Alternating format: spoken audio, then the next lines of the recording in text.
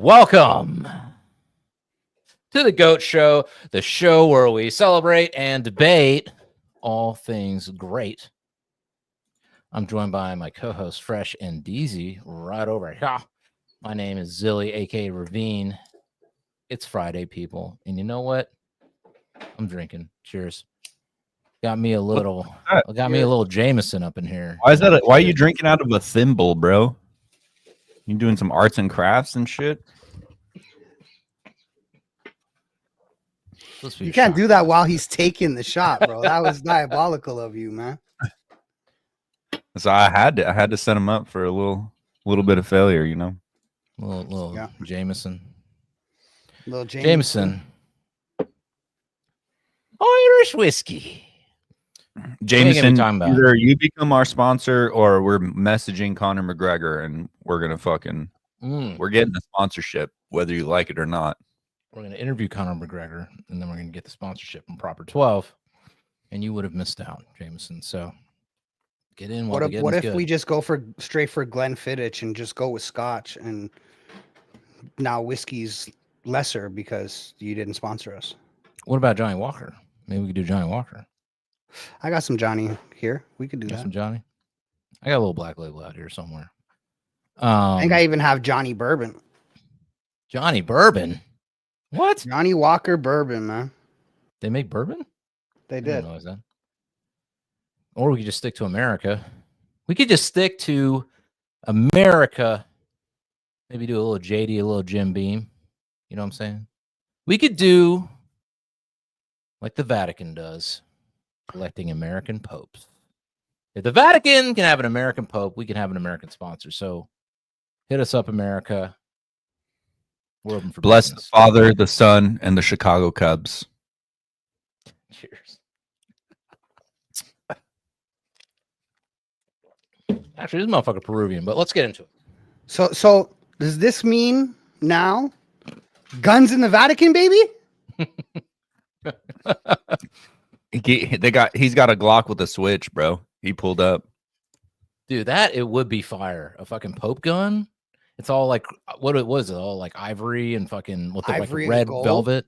And like a red velvet handle. Oh yeah. My God. Bro. It's like a cane, right? But the end of the cane is the barrel. Yeah. And he could just like lift up the cane and fucking or the handle is a Glock, bro. The handle of the cane, the top is just a Glock. This is the Glock. Tight.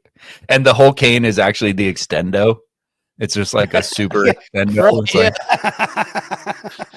It's like 100 rounds. 1,000 round drum. 1,000 round cane. Wait, isn't Beretta Italian? I think Beretta's Italian, right? Or no? Am I wrong? Am I tripping? Where's my brother? I actually think you're right. Yeah. Beretta. Shit. You gotta get a Beretta. Beretta, what are you doing? These popes are getting assassinated out here, getting shot at. And what do you do? A little bulletproof vehicle with the thing? No. Pope. It is Italian. It is Italian. Yeah, Pope needs the fucking.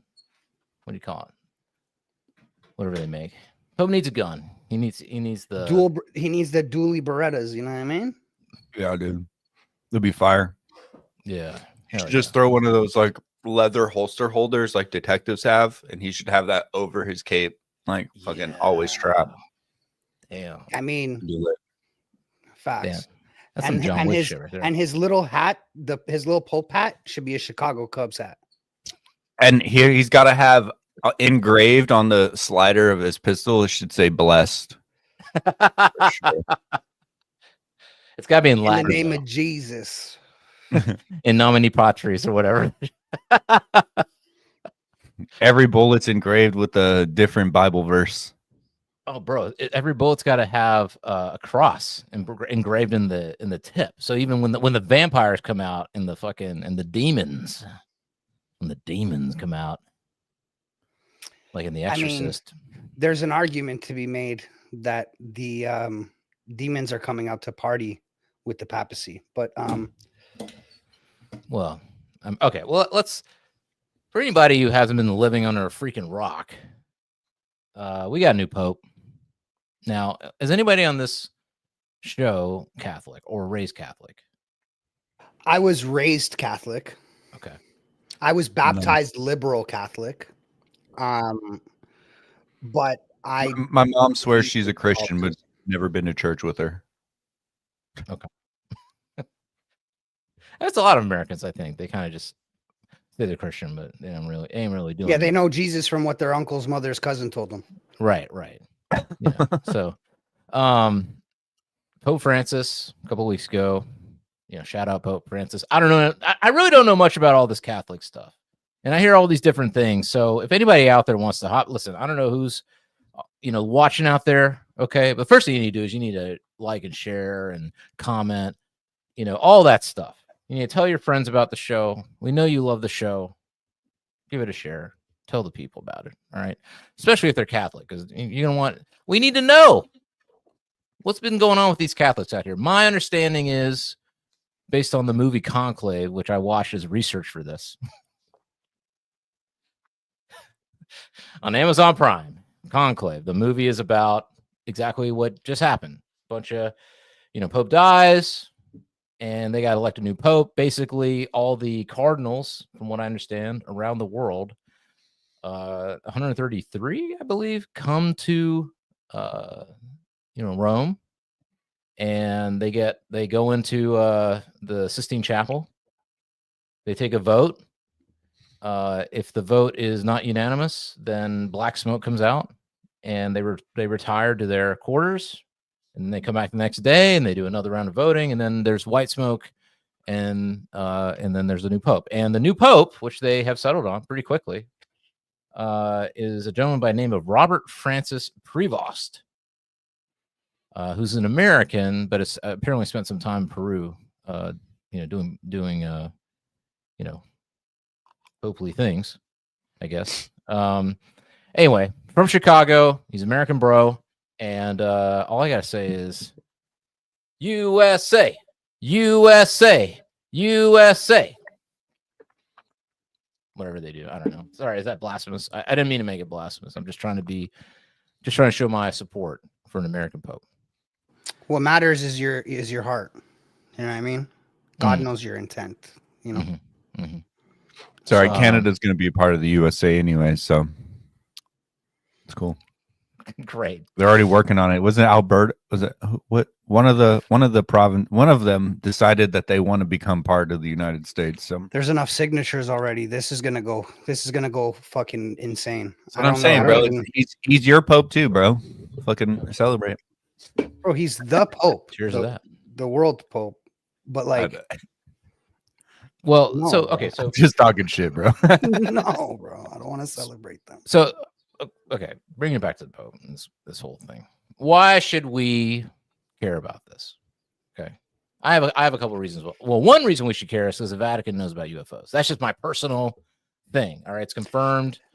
First UFO. You should care because this is the last Pope. Okay. Let's talk about a couple of things, and we'll get into that because you know more about that than I do, Fresh. I want to explore that with you because I don't know really what this last Pope idea is. But apparently, this Pope is different, there was a lot of talk that it could have been a Chinese Pope or an African Pope because Pope Francis be making cardinals all over the world. Apparently, it used to be just all Italians. Then they started, adding a little bit more, I think we had a South American Argentinian Pope with Ratzinger. And then we've had some different popes from different places, but finally they were saying there's going to be an African Pope, or there could be a Chinese Pope, Asian Pope, Korean Pope, because there's and maybe even in Conclave, spoiler alert, if you have not seen Conclave, but at the end of Conclave, it's a trans Pope from Palestine. So, the Pope has a female skull, Listen to this. Has a female skull. There's a 1,000-year-old prophecy that predicted this Pope, apparently. And it's supposed to be, he is supposed to be the last Pope before the apocalypse. It's called this is from the Saint book of Malachi prophecy. Yeah. And it says that, according to legend, Saint Malachi, an Irish archbishop, had a vision during a trip to Rome in 1139. In this vision, he saw every pope until the end of time, and he wrote down cryptic clues about them. At the prophecy's final entry is the most alarming. It speaks of Peter the Roman, who will lead the Catholic Church during great turmoil, after which Rome, the city of 7 hills, will be destroyed, and a dreadful judge will judge humanity. And it says Pope Francis, who died at 88, is considered to be the 112th pope in the prophecy, meaning that the next pope is the 113th, and he will fulfill the Peter the Roman role. And then, So basically, even in the Vatican, there are slots for all these popes, and this is the last slot available for a pope. Really? They would have to make more. I'm not saying Right. they can't make more, they can't do additions, they can't whatever. Just saying that this prophecy weirdly aligns with the amount of popes that there are slots for their pictures and descriptions in the Vatican. Okay, so what exactly is the last pope in this prophecy? What exactly does that mean? Does that mean that the church falls? Does it mean that it's the apocalypse? So it's the apocalypse next. Yeah, so next would be the rapture, right? The rapture. which is 2027 is supposed to be the prophetic date. Right. I'm hearing a lot of 2027 talk. Now, we had 2012 talk, but to be fair, 2012, I think maybe we shifted dimensions. I don't know. Sometimes I think maybe I think so too, bro. There's something weird some happened. weird shit. Since 2012, the world has gone weird. You know what I'm saying? Everything was hunky dory. We were all kind of in the up and up, and then 2012 kicks in, and then I don't know. A lot of division, a lot of weird stuff started happening after that. So I don't know. This is the prophecy. In the final persecution of the Holy Roman Church, there will reign Peter the Roman, who will feed his flock amid many tribulations, after which the 7-hilled city, Rome, will be destroyed, and the dreadful judge will judge the people. I know. What would that mean? Dreadful judge. Some believe that a future pope will take the name Peter and will lead the church during a time of chaos, possibly ending with the destruction of Rome. Others see Peter the Roman as a symbolic figure representing the last pope, with Peter being a reference to Saint Peter, the first pope and the rock of the church. And then there's a skeptical view. Many scholars believe the prophecy is a forgery created in the 16th century for political reasons. I'm curious, what is the 7-hilled city? Rome. So the Vatican's going to be destroyed. Or is it like 7 nations of the world, or something like that? Because there's the other prophecy, which we'll get to in a second, saying, all kinds of stuff that the world's gonna turn on a certain country out there, and we'll get into that in a second. That's kind of the same people, though. Right. Okay, well let's just pull it back a little bit. Before we go full apocalypse here. All right, let's just pull it back a little bit. In terms of what just happened, all right, we got a new pope. Pope's American, but he spent a lot of time in Peru. There's been this division, and I was talking to my buddies who are Catholic, and they've been saying there's kind of this division in the church that's kind of grown further and further apart over the last few years, where there are those who love old school Catholicism. All right, we out here being mysterious, we out here dressing up, we out here being Italians. All right, we hanging out in Rome. Y'all ain't knowing nothing talking about. It's all rituals, and we ain't having no sex. All right, we ain't having no women getting up in here. It's an insular, sort of like like type of church. All right, it's not cuddly. It's not whatever. It's a lot of holding up the cross with Jesus on it. But Jesus would say that's of Satan. Okay, I'm just saying there's that side of the church, and a lot of I think maybe the Groyper wing of the Catholics, they want that back. They say we're losing that, we want it back. All right. Other side is more the progressive Christian liberation ideology, and it's more like, look, we got the church is dying. If we do not open things up, we don't get a little progressive in here. We need to include, you know, the nuns and the women a little bit more in the leadership, not necessarily being the leaders of the church, but being more open to that. You know, they're thinking about being more open about sort of the you know, about popes, or not popes, but, you know, bishops That's and of whatever. bro. That's of the leaders. devil too. See, this is why this shit happens in the Catholic Church, and it's not happening to people who just follow Jesus, bro. Because if you just follow the book doesn't say this shit, bro. The book doesn't tell them to do this stuff. They're doing this on their own for control reasons. Like even this argument that like women should be leaders in the church, it comes from a place of misunderstanding why they're not leaders in the church, right? So it's not that they couldn't lead a church. It's not saying they're inferior. It's that they have a different spiritual role to fulfill in the church, right? Okay. And so I just think that again, like both of those wings are twisting the words that are in the book to make it what they want it to be, Right? So that right. they can have control, and that's where, I mean, I think you'd rather have a female pope. I mean, well, okay, so let me ask you guys this, because I was raised Seventh-day Adventist. That's sort of my background, Seventh-day Adventism. No longer, you know, still love my Seventh-day Adventist, but I'm just, you know, I would just say I'm not a man of faith as much as I'm, you know, you would need to be able to, you know, be Christian. That's just what it is. But I don't judge anybody else. I got a lot of Christian friends and I love them. But yeah, I mean, I grew up in a church. It was like, yeah, we had a pastor. Didn't matter what gender they were. I think, you know, growing up in the 80s and 90s, you know, all the gay stuff probably was not I will say with where I grew up, Seventh-day Adventist, it was kind of we don't agree with it, but we'll let God decide. That's what God says to do, brother. Right. We like love God everybody. doesn't want you to cast out your neighbor because he's gay. He wants you to love your neighbor like yourself. Well, yeah, I mean, that was kind of Jesus' thing. You had the Pharisees, who were the hardcore, kind of dogmatic, political, institutional, you know, they kind of were wielding their influence, shall we say.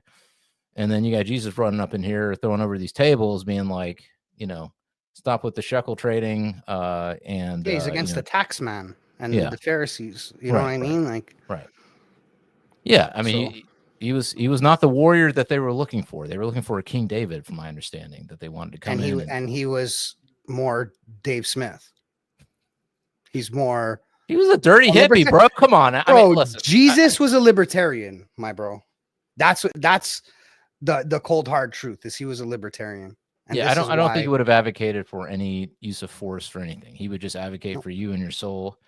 Well, he tells you if they hit you on your right cheek, give them the left. Right. Yeah, he was a peacenik, man. I would say, I mean, libertarians still believe in, you know, eye for an eye if you start some shit. But I would say he taught Jesus that shit not. too, though. He taught that shit too. Like, if you kill my people, I'm gonna kill your people too. It's in his books. Really? You know what I mean? No, like, not Jesus. Absolutely. Jesus is like, listen, you gotta. That's why he went on the cross. I died for your sins. Yeah, that's right. But you're never gonna be perfect, my bro. But also, you don't. That doesn't, like, you're supposed to be humble. Doesn't mean you're not supposed to fight. Like, you're not supposed to murder. Doesn't mean you're not supposed to kill. Right? Because it doesn't say thou shalt not kill. Man. It's thou shalt not murder. Well, I mean, all I know is, I don't know, my understanding of the Jesus stuff, and that's why I have a tough time being, you know, in the Christian faith, is that I'm just not, I just can't turn the cheek that much. And a lot of people complain about that with Christianity, that the Christians turn the cheek too much.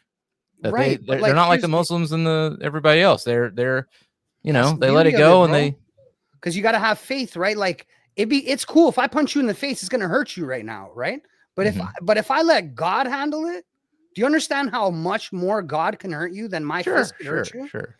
That's what I'm saying. Though. Like, it's that's what I'm saying. With my understanding of Christianity growing up was, you know, Jesus is all love. That's why, like, he didn't fight anybody. He let him put him on the cross. Like, that's the whole thing. I mean, my bro, look, even ChatGPT says no. This is a misunderstanding. Jesus did not explicitly say never to fight under any circumstances. His teachings in the New Testament generally emphasize love, forgiveness, and turning the other cheek, which many interpret as advocating nonviolence. However, Jesus acknowledges the reality of conflict, such as in Luke 22:36, where he told his disciples to buy a sword if they didn't have one. So, I mean, listen, bro, I off the air, I will give you some stuff to read to show you that he's not just a pussy who just said, do whatever you want to me. And it's okay. Like listen, my version of Christianity is not like a meek pussy version of Christianity. It's also, like Jesus flipping tails, martyrs with leprosy fighting battles they shouldn't be in. Let's be real, man. Like, blessed are the meek, like the Sermon on the Mount. I mean, is like he pretty much lays it out in the Sermon on the Mount. But it's not their only blessed. It's not only blessed are the meek. I know, but he didn't mention no blessed are the soldiers, blessed are the war, the warmongers. No, he was like the blessed are meek, they'll inherit the earth. He's thought, I mean, I don't know how much clearer do you got to get in where his position was. You know what I'm saying? I'm just saying he wasn't hanging out with Roman soldiers. He's hanging out with all the ne'er-do-wells that people told him not to hang out with, hookers and killers and all that shit. So I don't know. I'm just saying, and again, I'm not. Listen. Jesus is going to come back as a warrior, my bro. But if he came with any knowledge of like the knowledge of God experienced Cain and Abel early in creation. So the experience of humans killing other humans was very real, very early in creation. It's not like that is not talked about. In Revelation 19:11-16, Jesus is depicted returning as a conquering warrior with a sword coming from his mouth to strike down the nations. Again, bro, this first time he had to come, this is how I interpret it. Okay, the first time he came here, I think he was lonely because he set these standards that nobody can come. He only can have his angels in heaven. Nobody else can go because you'll never be righteous enough to pay the price to get in. So Jesus comes to die so that we can be accepted into heaven. Then he'll come back as a warrior to judge. Because there's supposed to be two comings. Well, I mean, two messiahs, Mashiach ben David and Mashiach ben Joseph, right? He's supposed to fulfill both. Interesting. Okay. But then who are the four horsemen? Is that all? The four horsemen, one of them is Hades, my bro. Like, it's kind of crazy. When you go down that rabbit hole, it's crazy. The Bible is a really, like, if you like Tolkien, if you like George R.R. Martin, read the Bible with an open heart and open eyes. And bro, it's crazy, man. There's a lot of stuff going on. Bible's bro, wild, Grok 3. What it's saying? Grok 3 didn't even know that because I asked it to tell me about the last pope named Pope Leo. Because, it's a tradition for them to take on a new name as they become pope. And the last pope, Leo, was Vincenzo Gioacchio Raffaele. It's super fucking Italian. Luigi Piscini. But anyways, he served from 1878 to 1903. And it was during one of the most transformative periods in Europe and beyond, obviously, than just industrial revolution. I will say this. I'm trying to draw similarities between the last pope that served under this name and now the current pope. But when I asked about it to draw conclusions, it tried to draw lines between this and Francis, who's dead. So then I had to tell it, like, Francis is dead. We have a new pope now. And they had to research and it's like, oh, okay. It didn't even realize that we have a new pope. Like, brother, Grok I hate to say this, but Grok is not up yet, bro. Yeah, Grok is not chat, bro. Grok is not Perplexity. Like, I'm sorry, you can't do it, bro. You gotta get those data centers built out, and let's go. I want it to doesn't make any sense because all of this information is directly posted to X. You would think that X is the best data collection fucking app, better than ChatGPT or OpenAI, because they're collecting real-time data all the time. Well, ask Grok about hood fights, and we'll be good. But ask about daily news. I'm just Josh and Elon. Don't dog us, but we got to get those data centers up. We got to get in. We got to get going. I was going to say, though, I mean, Vatican Spire, bro, for real. I like the and same with Greek Orthodox, right? Like, big old cathedrals, painted ceilings, like glorious art, you know, the robes, the fit, The you know what I'm gaudiness of saying? it all, bro. They look at they like this, you know what I'm saying? They got the scepter and it's fire, man, with the The crown gaudiness of it wing. all, and like bro, it is. It The problem with it just becomes it's not biblical. If Mm. you go to the Christian orthodoxy, Mhm. that is biblical. What they are doing is biblical. They follow the word to the letter, bro.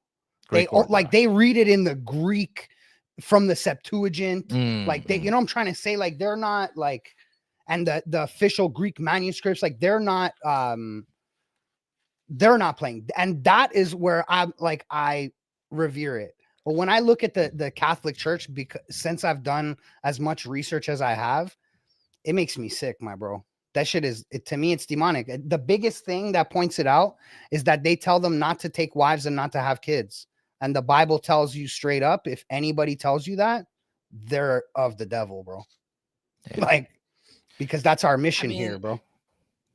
Again, I mean, I'm not all this stuff is why I kind of, you know, stop being Christian, because I'm just like, man, I don't want to fight between denominations. Whatever gives you peace and love and contentment and it makes you happy in a deep way. Right. But let me put it to you this way, my bro. Like, so let's say we're all going to a party, right? We're all going to a party at this guy Jesus's house, right? Okay. But only I have the directions. You don't have the directions. Well, you have them, but you left them at home. You don't have your book with you. You left them at home. Okay. Am I supposed to let you go to the wrong party? Do you want me to let you go to the wrong party? But we don't know the wrong house. We don't know if the directions are correct, though. That's the issue. I mean, this is the thing. If you just read the book, we don't know if that and takes don't you to the add party. your own sauce. Yeah, but if you read the book and you don't add your own sauce to it, I mean, this is to me. This is if in your scenario. And this is not in your scenario. This is how I feel. We're having a great time. We're talking about things that we can do right now while we're hanging out to have a great time and have a great evening. And then somebody's like, but no, if we go over here to this cool ass party, we'll have an even better time. And I'm like, but we're having a great time right now. Let's just focus on what we're doing here with what we got. And they're like, no, there's this whole cool thing. Like, okay, well, how do we get there? And then people start having an argument about how to get there. And I'm like, listen, why do I care about that? There's a clear path here that we can go and have a great time with. Let's just do that thing. And hey, listen, if we end up there, great. But we can still end up there at the end of the night. But if you guys are going to fight and punch each other and you know, it's going to be a bad vibe trying to go to that cool place that you're telling me about, I'd rather just hang out and have a good vibe. And we just work on doing cool stuff here. And, you know, maybe it's not as great as that vibe, but this is a pretty cool vibe over here. Let's just focus on this. That's kind of how I feel about the whole thing. That's why. You know what? Like, that's kind of how I felt about it for most of my life. Right. Mm-hmm. And then I guess the thing that hit me is that, like, if you follow the wrong thing for this life, you may not have everlasting life. Like, it may be it. See, that to me is why I feel like if this is it, if there's no anything else, the last thing I'll say, if there's no anything else, and this is it, I feel like people will start acting right. They'll start being like, oh shit, this is it. Like, fuck, this is and then in that philosophy, it's like, oh, this is a gift. Like, having life and doing this, I will never. This is the cool thing that I may never be able to do ever again.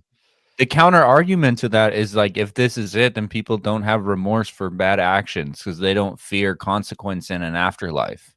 So they can roam this world and do whatever they want, hurt whoever they want, and they don't have any consequences because when they're dead, that's the end of it. Yeah, let's say on a good person, you lived 80 years of your life, okay? And that's all you got. But there's no consequences after.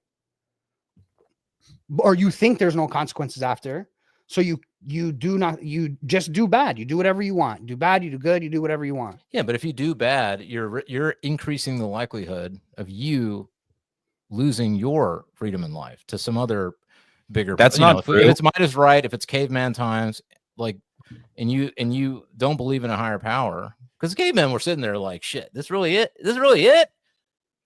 I gotta create a thunder god. There's got to be more than this. Even the cavemen were thinking that. Now you're getting into a conversation that is much more deep, because now you're talking about evolution versus creation, and then that is a whole different conversation, because evolution took place over millions of years and creation happened just a couple thousand years ago. So you got to understand that when we're talking about Christianity, we're talking about what the Bible says, and the Bible doesn't say that the world was built millions of years ago and we evolved into humans based on this. Like, that's not how even if we were cavemen the story goes. Because look, I also believe that like we were here. Like, I don't believe that the Bible puts a strict time on it. Right, but it also doesn't say like, you know what I mean? But it has definitive lineages that are traceable. The biggest thing about the Bible is that a huge percentage of like scholars say that it has a large number of historical accuracies. So that's why it's such a powerful book, because it does have like history in it. Right. But even still, my bro, like we could have been in that book. Yeah, but we could have been cavemen, but not been Neanderthals. Do you know what I'm trying to say? Yeah, like I understand. We lived in caves. We lived off the land. We didn't have houses, and you know what I mean? I mean, but what about like the whole Graham Hancock thing, where he's saying that Graham Hancock, where he's saying that, you know, there may have been a cataclysm, you know, 10,000 years ago, and that all of our legends come from that cataclysm of the floods, right? Because we are fine. I mean, if you believe in actual carbon dating and all that kind of shit, we are finding structures underneath the earth, Göbekli Tepe, whatever, that are older than what people are saying. So here becomes my problem, right? Is that we have a hard time dating them, right? But I don't subscribe to the 6,000 year theory. Like that, to me, that's a Jewish theory that I don't subscribe to. I believe that like the world is way older than that. We have proof that it's older than that. I just don't think we know how to date things. So, but yeah, carbon dating has been proven is not completely accurate. Like, yeah, like so. For example, the carbon dating said this book is 5,000 years old. Then we get more accurate carbon dating. They retest the book. The book's actually 18,000 years old. Then in 2024, we got new carbon dating with new technology. They tested again. Actually, it's 32,000 years old. So, okay. Because it's just old as fuck. I mean, because, you know, with the pyramids and all that stuff, right?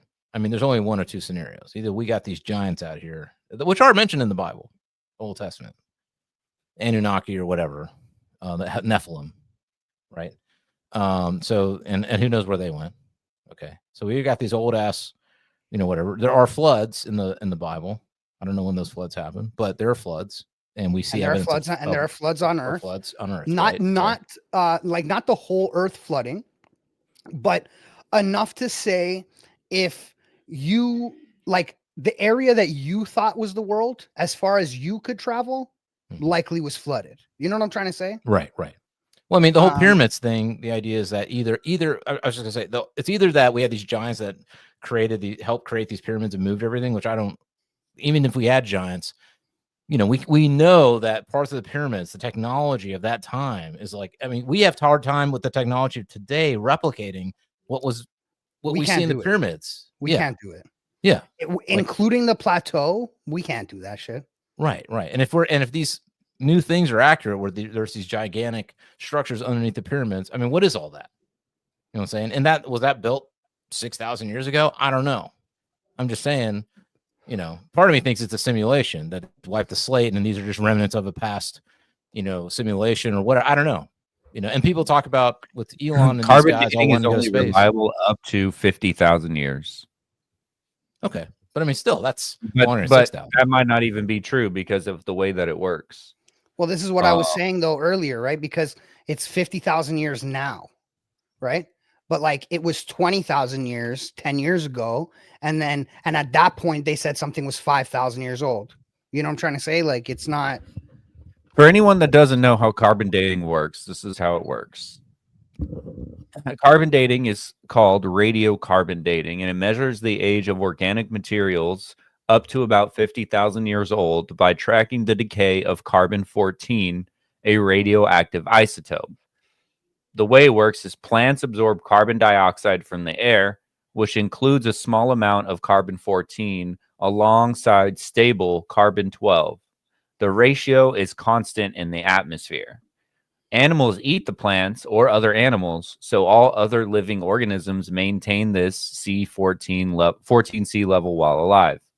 So then they figure that the half-life of 14C is 5,730 years. So half of the existing isotope decays every 5,730 years. Mm-hmm. So they take a sample and they use an accelerator mass spectrometry to count the atoms relative to C14 to 12. So the biggest thing about this is like global catastrophes, things that release large amounts of carbon into the atmosphere. Like Right. those things could have an effect on all of this, because like what if there's a huge volcanic eruption that just dumped carbon? Like there could be a lot of things that happened in our history that make all of this not relevant in my brain. That's my opinion. Like there's so much that we don't know that happened to try to use an isotope to even if you were to like discard everything you just said, which is absolutely accurate, but even if you discard it and you just go based on the different levels of carbon in the atmosphere, fucking daily, yearly, you know what I'm trying to say? Every 10 years, every 100 years, every 1,000 years, however you measure it, it's never going to be the same.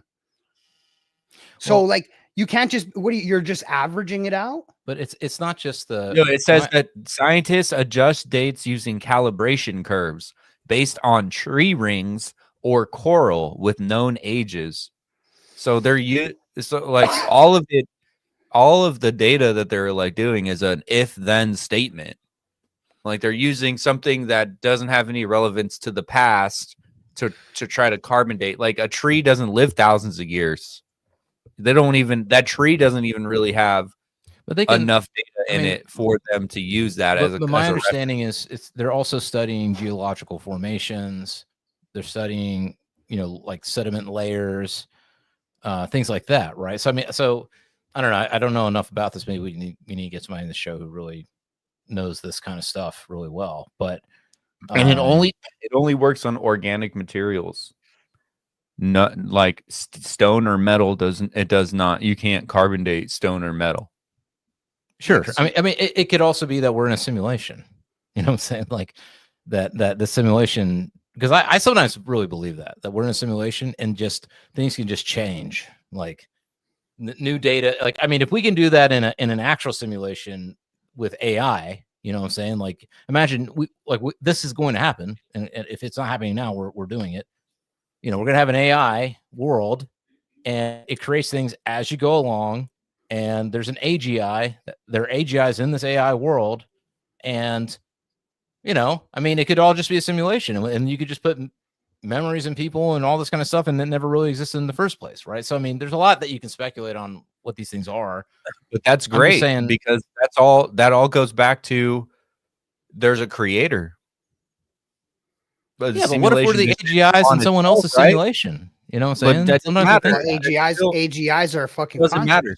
The thing that I'm talking about here is like what you just said is still a preface for Christianity and God. Even if we're living in a simulation, God made the simulation. There's still an intelligent designer. That's the point, right? But my argument is like, if there is a simulation that's kind of like that episode of Black Mirror, right? Like if there's a simulation created and we're these creations in the simulation, I mean, I don't know. I want to believe that whoever the creator is, whatever that is, right? They want to see us flourish and grow and build beautiful things and make the most of whatever lifespan that we have here.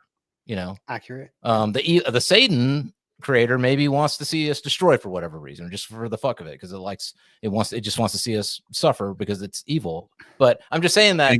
It goes to that episode of Black Mirror. Think about it. Remember the guy that had the fucking game and there were the little creatures? Yeah. And he comes in and starts killing things because he was weirdo, essentially God to them, right? Like he was their God. He fed them. He like provided for them. And then another not so nice being happened to have the power of God over his computer, right? And he started killing all of them and burning them. So it like Right, if you right. think about it, it's the power of the person that created this. So then you start getting into religion, and then they're trying to define who that person is, right? What is that person? Right. Who made I'm this? just saying, all I'm saying is, and again, I'm not against anybody's religion, whatever. I'm just saying all this fighting that's going on between religions or denominations and all that. It's one of those things where at some point I'm just like, look, why don't we just focus on now and build something really cool now? Like, why don't we just, that's all great. And, you know, do your thing. If it helps you become, you know, become a better human and all that, great. But if you're fighting with other people about some stuff like this and it's actually hurting you more than actually allowing you to like take a step back and have gratitude for the life you do have and trying to create something beautiful here and now that is, you know, exciting, because who knows, maybe, I mean, we don't know for sure. All right, I mean, I'm just gonna be real here. Like, we don't know like where the soul goes, or Russians seem to know, but I don't know. There's a lot of speculation. Nobody's died and come back and been like, yo, I'm back. Bro, you want the whole point of Jesus, right? It's I mean, funny you say that correct. though. That exactly. It's funny you say that, bro, because look, every single time that somebody dies, it doesn't matter what religion, denomination, faith, whatever the fuck you want to call it, they always come back. And if they seen somebody, it's Jesus. They always say, I seen Jesus. You ever heard about the rabbi that died? And when he came back to life, he was screaming Jesus's name. Like, I don't know, bro. Look, Jesus is the only guy that every major religion had to write into their shit. Every major religion changed their books to add Jesus when Jesus came. There's this guy who's a Satanist that became Christian. His the guy with the tattoos. Yeah, and he talks about that video makes me cry, man. It's a crazy beautiful video, man. He talks about his experience, and he had like a voice talk to him, and he said that he had like some serious. Again, I'm not against. Listen, I mean, I'm not against any religion unless they're trying to do some supremacist shit. Then I'm against it. But people can be in whatever. Again, I'm just saying that I'm against religion. I feel like sometimes people get too wrapped up in religion and they're not like paying attention to just their own lives and their own people trying to make something cool, you know? It's people who use their religion as a holier than thou stance. Like, oh, I'm Christian, I go to church, I pray. So like, you know, you're not doing those things and I'm better than you.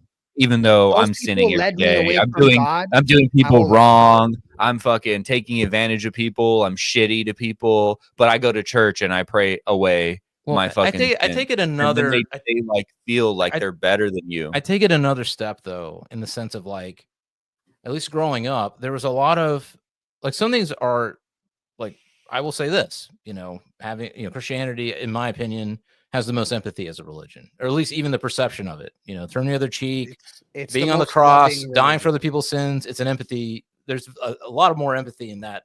And that's kind of like my dad, why he was Christian, is because he was like, there's a lot of empathy in Christianity. You know, forgiveness is a key part of Christianity. Like, you can't believe in non-forgiveness. You can't, like, that is like one of the key differences in Christianity. That said, though, all I'm saying is that I do feel like sometimes, like the whole, like let's just take Christianity out of it, because, you know, people get mad at me, but like, let's say Buddhism, right? It's like, okay, like, be peaceful, be all this stuff. But I also feel like with Buddhism, like, you're given this life and then you're just going to hang out on a mountain and freaking meditate. You know what I'm saying? Like, no, I want to be like Elon. Like, well, let's go build some cool shit. Let's go make it awesome. Does not call on everybody to be a Buddhist monk. That's the thing that I think that you're like just because someone's Buddhist doesn't mean that's what they do in their religion, right? Like, not everyone goes into the hills and is a Buddhist monk if they're Buddhist. That's not what they do. And in fact, it's probably a very, very, very small number of people who are Buddhists that actually become Buddhist monks. You see what I mean? And I'm not against becoming a monk. What I'm saying is, I feel like though people will hold that up as like, oh, if you're like, they'll hold up Steve Jobs and they'll hold up a Buddhist monk, and they'll be like, the Buddhist monk is, you know, more, you know, whatever, better, you know, morally righteous, like a better thing than Steve Jobs. And I'm like, listen, like, no Buddhist monk made this motherfucking thing appear in my hand so I could do all the amazing things I want to do in my life. But the man who created that, likely believed in that guy up there, bro. You want to know why I know that that's true? Sure. Look at the back. Hold up your phone again. That's Adam's. That fruit You're is right. that is the fruit off of the tree of knowledge, and that's what that symbolizes. I mean, they might have in the believed in Garden somebody of else. You Eden. know what I mean? They took a bite of the tree of. That's what that actually fucking means, right? Like, so when you're talking about this, all of the stuff that we use is based on this book right here. Whether or not they're Christian, Jewish, Muslim, Satan, they either use this or they use the opposite of it. It's all based on that ideology. Even Masons, Mormons, any religion, any group, they have some sort of Kabbalism, ancient magic, ancient spiritual religion type things inside of their group. That's really what the whole world is built off of. That's why it's so much of a talking point. Is like we literally came here and people were Christian, they were Quakers, they were all kinds of religions, and they left the scrutiny of British Empire. That is the problem, my bro. And this is where I'm on board with what you're saying, ZiLLY, because I actually don't believe in religion, right? Because like even the Jesus thing, I don't believe that Jesus was sent here to make a new religion. He said that he's like, so you could pray to him anywhere. Like you have a direct relationship with him. Also, he said straight out of his mouth, I came to fulfill the law of Moses.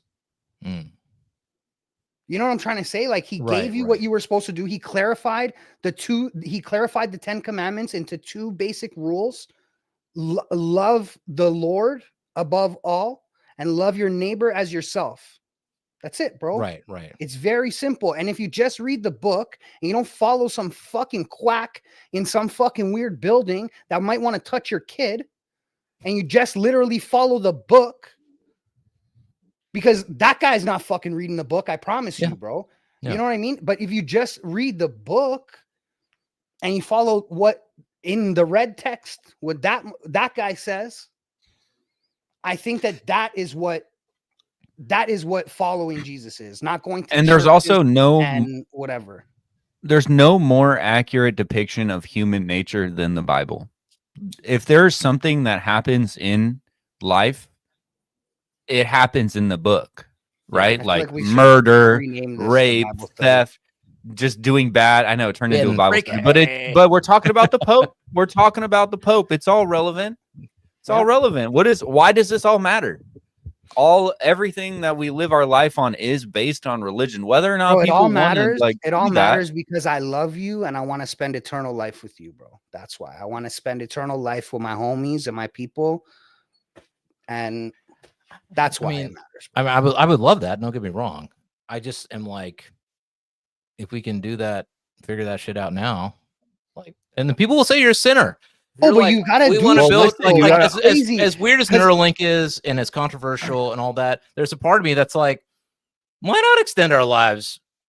Because listen, that if you read the Bible, you would understand why that is goes against God. Because back in the Bible days, people lived hundreds of years. Right? They almost were immortal. If you get too extreme with it, though, then you start denying modern medicine, so this is the problem. If Neuralink is an extension of modern medicine, then I'm with ZiLLY. Okay. Now, if it's a thing, but if it's a thing where it's like, again, like you're artificially prolonging your life and it is not medicine, that's what it will become. That's against God. You know, it's going to start under the guise It's going to start under the guise of healing and helping, and then it'll become a thing that just everybody does, right? So right now, anyone using it is like quadriplegic, and they have some serious issues, and it's performing miracles for them, and they are able to regain parts of their life, and they are able to do more. And if this keeps evolving, and then now people that don't actually need it, they just get it because they want to do extra, extend their life. Is your God all powerful and all knowing? That's what it should be. So I mean, then hey, maybe listen, your but God there- but imparted there's that also- knowledge on there's also Elon, bro, or stipulation- whoever these scientists. There's bro. also stipulations about 1,000 years of rain, and there could be the fact that we're living under that right now, and so that there is no control of their like power, but no control for God here on this planet that we live, and so that way faith is the only thing that guides you through because it's filled with the rule of Satan and fucking evil and temptation and seductresses Well, I mean, and I will everything say that this. to, I will to say this. tempt you to do wrong is in Right, this right. life. I will say this though. The AI stuff that we're using as human beings, I've said this before, I think. That is the best argument that I found for the existence of I call it a higher intelligence.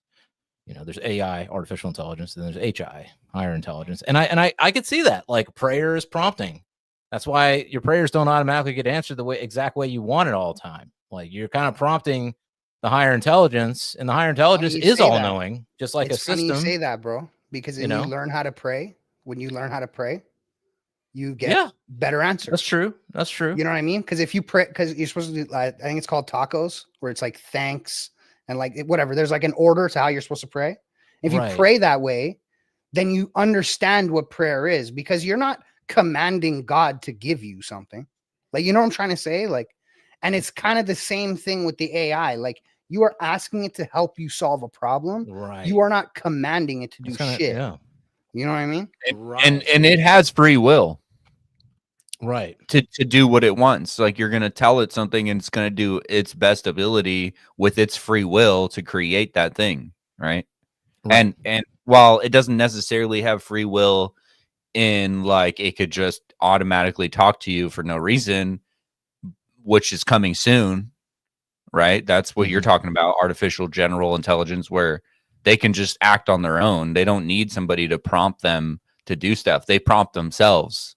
That's coming. That's so close. It could be HGI, like weather right now, and you can have weather. an AI auto prompt another AI to do stuff, right? You can set that up as a workflow and have AI just communicating to itself to create stuff automatically. So, but that's coming built into AI soon, where it's just going to be able to, like, you might get a text in the morning from your AI, like, hey, how you doing today? What's your goals to accomplish? Everyone's going to have like this personal AI that they just talk a to. side note.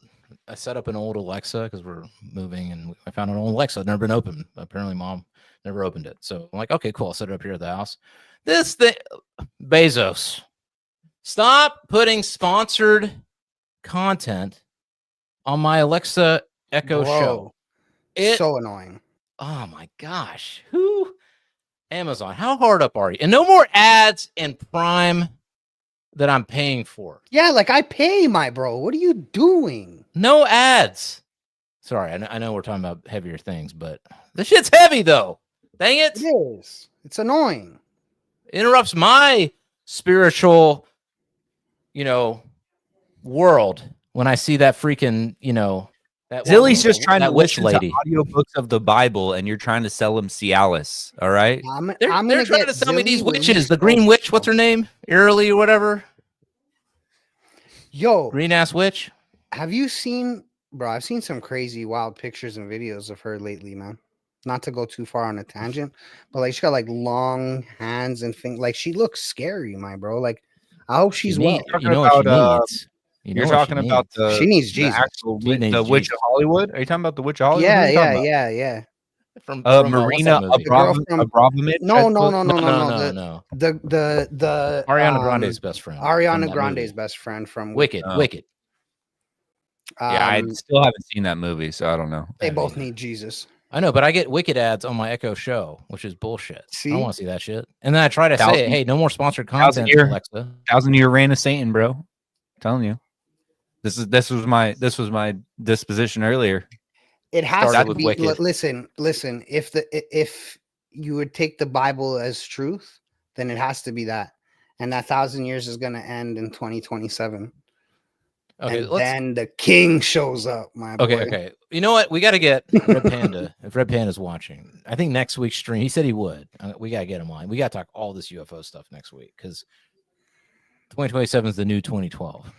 I'm gonna bring UFOs in the Bible. Yo, there's a church out here. It's called Generation Church, and they have some really like younger pastors and stuff that talk. I bet you if I sent them email, it's a huge church, bro. Like hundreds of thousands of people that watch Okay, this. so on so it YouTube ain't like a and go up. Heaven's Gate cult you're talking about. Bro, I'll have one of these people come on and talk about the Bible with us, dude. It's fucking. All right, I bet I you mean, could do that. I'm down. I'm Get down. it from a pastor's mouth, I'm bro, of one of the biggest churches here in Arizona, and fucking let's do Yeah, it. Why not? If he's willing to come on, hell yeah! Like, let's get him on. Let's get him on. We keep Oh, it dude. open here at the Goat Show for any goat of any color, Any faith, any color, any background. even goats that create songs that may be a little controversial. I would actually love to have him on now. You know, I used to tell you I wouldn't want to have him on and whatever. Now I want to have him on. I want to know what's going on in that brain, my bro. So much, All dude. right.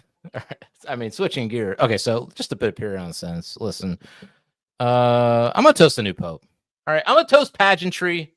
I know we aren't supposed to do that as you know, Christians. Whatever, I don't know. You're talking about idolatry? Is that what you're talking about? No, pageantry.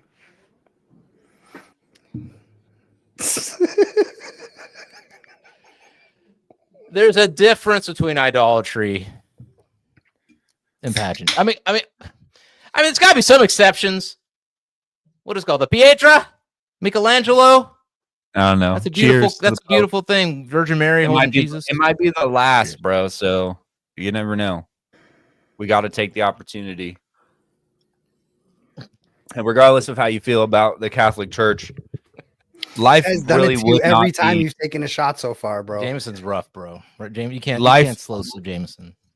Life would not be what it was today without the intervention of the Catholic Church. Because if we go back and think about what was developed and how the world came about, and we talk about Romans and Greeks. Yeah, and the Crusades and the they like, bro, Oh. listen, the whole my main reason for not liking the Catholic Church, just being straight up and down, bro, is Here we go. because the You shut up, Romans, the Roman Empire never fell, it became the Roman Catholic Church. And that means that those are the guys that literally hung up the King of Kings, my bro. They put him on the cross.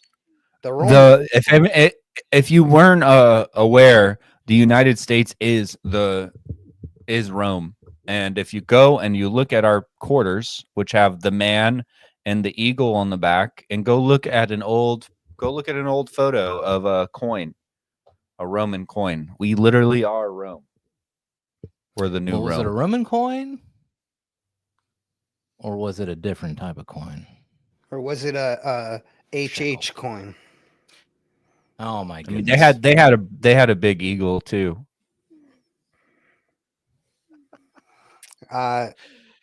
Okay. We're now entering the canceling part of our program today. Just letting everybody know. We're talking about Kanye West, so YouTube, you can just like forget about this for 20 minutes or so, and whatever mods you guys got on here, just go away for 20 minutes. You can come back. I mean, look, if we're talking pageantry and dope fits and all that kind of shit, you got the Vatican, the Italians, and you got to hand it to the Nazis. I mean, I'm just gonna be real. You just got to hand it to it. All right, Hugo Boss, all that shit. Listen, I know some of my friends are Jewish out there. I love them. I love you dearly. All right, my greatest philosophical influences in the entire world, 4 out of the 5 were all ethnic Jews.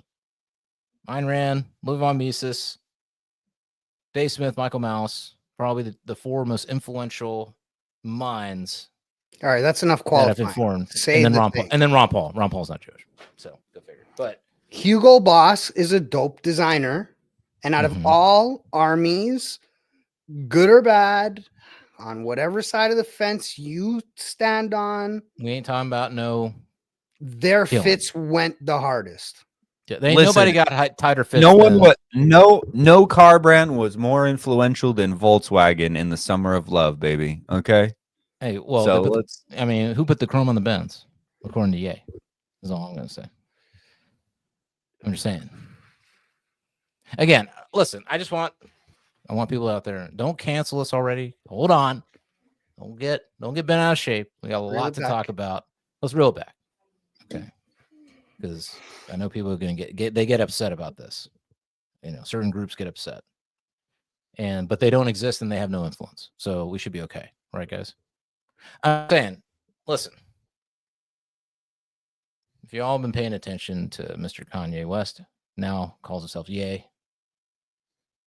He's had a little strife. All right. He made a DEF CON statement back in the day.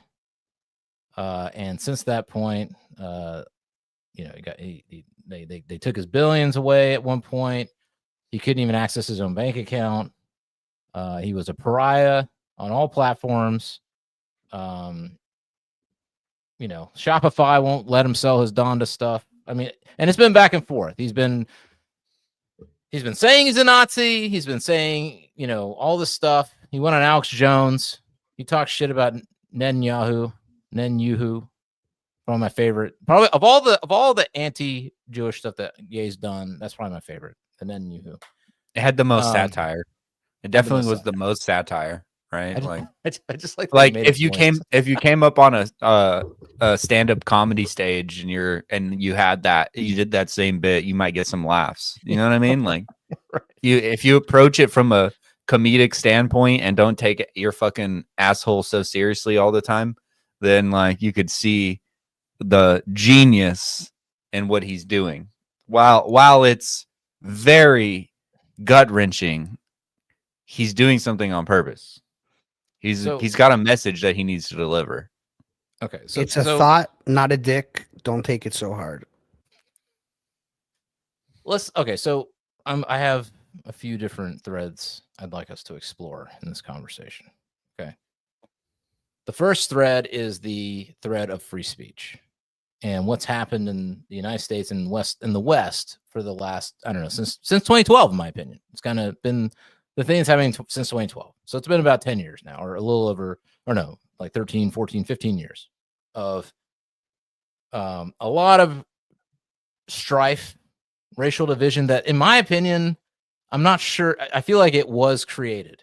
I don't feel like it was a natural kind of progression of things. I felt like when I was growing up, every year that I was growing up until around about 2012 was less racist and less weird than the previous year. Like it was like positive, right? Like if you asked me in 2011, you know, am I happy that gay people can get married? I'd be like, sure.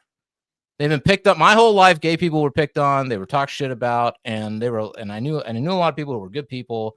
And so if you're saying, hey, they just want to be treated like people and they just want to get married, I'd be like, Adam's in the chat. All right.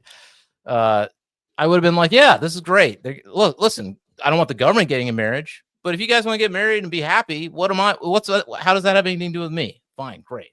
If you're telling me in 2011, 2012, you know, do we have problems with the races? I'd be like, look, just in time. I would have said, look, we got some problems with the races, but I think we're on the up and up. I think we're fine. You know, we're turning a corner here.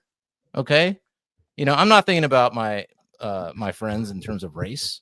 I'm thinking about them in terms of their qualities, you know, whether they're a piece of shit or at some point I feel like what happened, like, dude, I don't know what it was, but it was like the end of Dave Chappelle ended that. Like Dave Chappelle, during the Dave Chappelle era, stereotypes were not racist. They were funny. It was something yes. to celebrate or joke about or just kick a laugh about. Like it's not a big deal that we're different. Right. I mean, the Patrice O'Neal era was like, it was turning the corner on the things that Ye's trying to do right now, in my opinion. But yeah, no, I mean, well, Dave Smith brings up a really good turning point. His is the most credible that I've seen in terms of what he explains. He basically says, look, in 2008, you had the financial collapse in America. All right. All these banks fucking around. And if you look at that time and then up to Obama, through Obama's first term, Obama ran on the idea of reforming all the banks, ending the wars, all this shit. And instead, for his first term, you get elected. Right. Change. Change and hope, right? And then his first term was not that at all. His first term was just continuing the same shit. And then in the 2012 election, you had John McCain and you had fucking Obama, both Wall Street stooges. Okay. So if you look at the, when all this sort of trans stuff comes in and all this like progressive hardcore craziness, if you really look at like the Google trends of that time, it really kicks in around the election time when all this stuff's going on and right after Obama gets reelected. So the question is like, well, is this just a natural thing that just comes out of nowhere, or was there something feeding it? And if we look at like U.S. aid and all these programs, these government programs that go through all these things, there's no tracking where the money goes and all this shit, Soros, all that. It was a coordinated effort to push this stuff, and it includes the immigration stuff too. Like it was before 2012, like it was like, okay, you're an immigrant, cool. Nobody gave a fuck. Nobody gave a fuck. Nobody gave a fuck. Bro, listen, at least where I'm from, there's little everything. Little Ethiopia, little Portugal, little like whatever. There's Chinatown. There's, you know what I'm saying? There's everything. Everybody. And this shit was made, again, before 2008. It's not like these are not new neighborhoods, my bro. You know what I mean? I grew up in San Diego, California, my G. Do you know how many? There's like more Asians there than fucking anywhere ever. And it's one of the most diverse places in California too. Like, bro, do you understand? Nobody ever looked at that. When I was growing up, no one even talked about race. Bro, do you understand why it was cool? Do you understand why it was cool to make a like if it's a funny joke? Do you know why it's cool to make a racist joke? Because it's funny, because it's true, which means you took the time enough to learn about me or my people to be able to make this fucking joke. Or it was just funny. Absurd. It's funny. Yeah, it's so absurd and stupidity that it was absurd, funny. It's stupid. Yeah, exactly. it's so extreme. It's an extreme statement, that overgeneralization. Everybody's like, you say a joke, they're like, oh, you hate whatever. You hate Indian people. You hate Chinese people. Like, you can't say a joke about an individual person. Like, if I joke on you, my co-host, all of a sudden I hate Indian people. Because it pays to be offended today. That's the thing. It's like you can get attention for being offended. You can go on TikTok and be offended by somebody's statement and get millions of views and then get paid for being offended. That's true. There's an actual incentive to being upset about what other people say. And that didn't exist before. That's true. That's true. Yeah, because I mean, if you really look at 2012, that's when social media kicked in. That's a good point, man. That's when social media really, like Instagram, Twitter, everything was really around about 2012, and from there on, that's a great point. Social media, man, really kicked it up into high gear. And then owns social media, it's bro? Microscope, bro. Right? It's a microscope. That's the problem. Who owns social media? I'm glad ZiLLY heard my statement. He laughed while Fresh was talking. Oh no, Adam. Facts, bro. Nobody cares. Work harder, bro. All right. So that's a great But point. I love you, Adam. And if you need to talk about anything, my DMs are always open. You need to talk about the song, Adam. We're here for you, Adam. Listen, whatever you need, bro.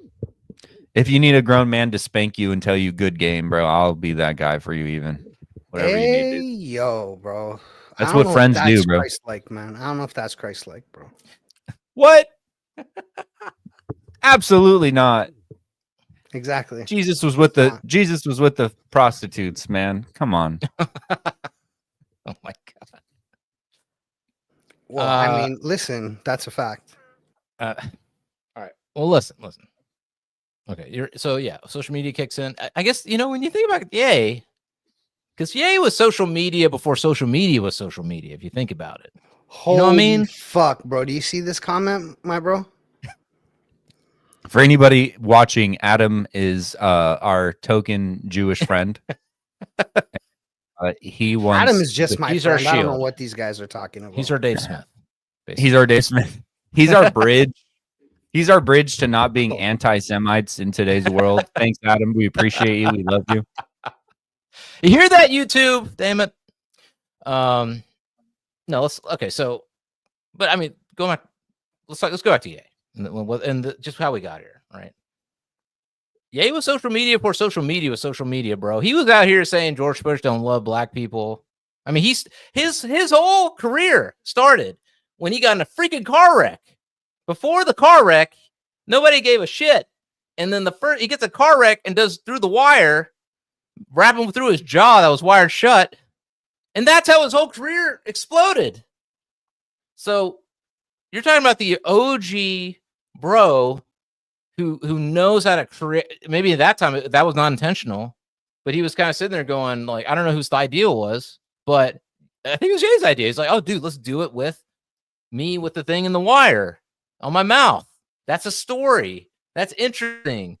Holy crap, a rapper who did a song and he blah, blah, da, da, da.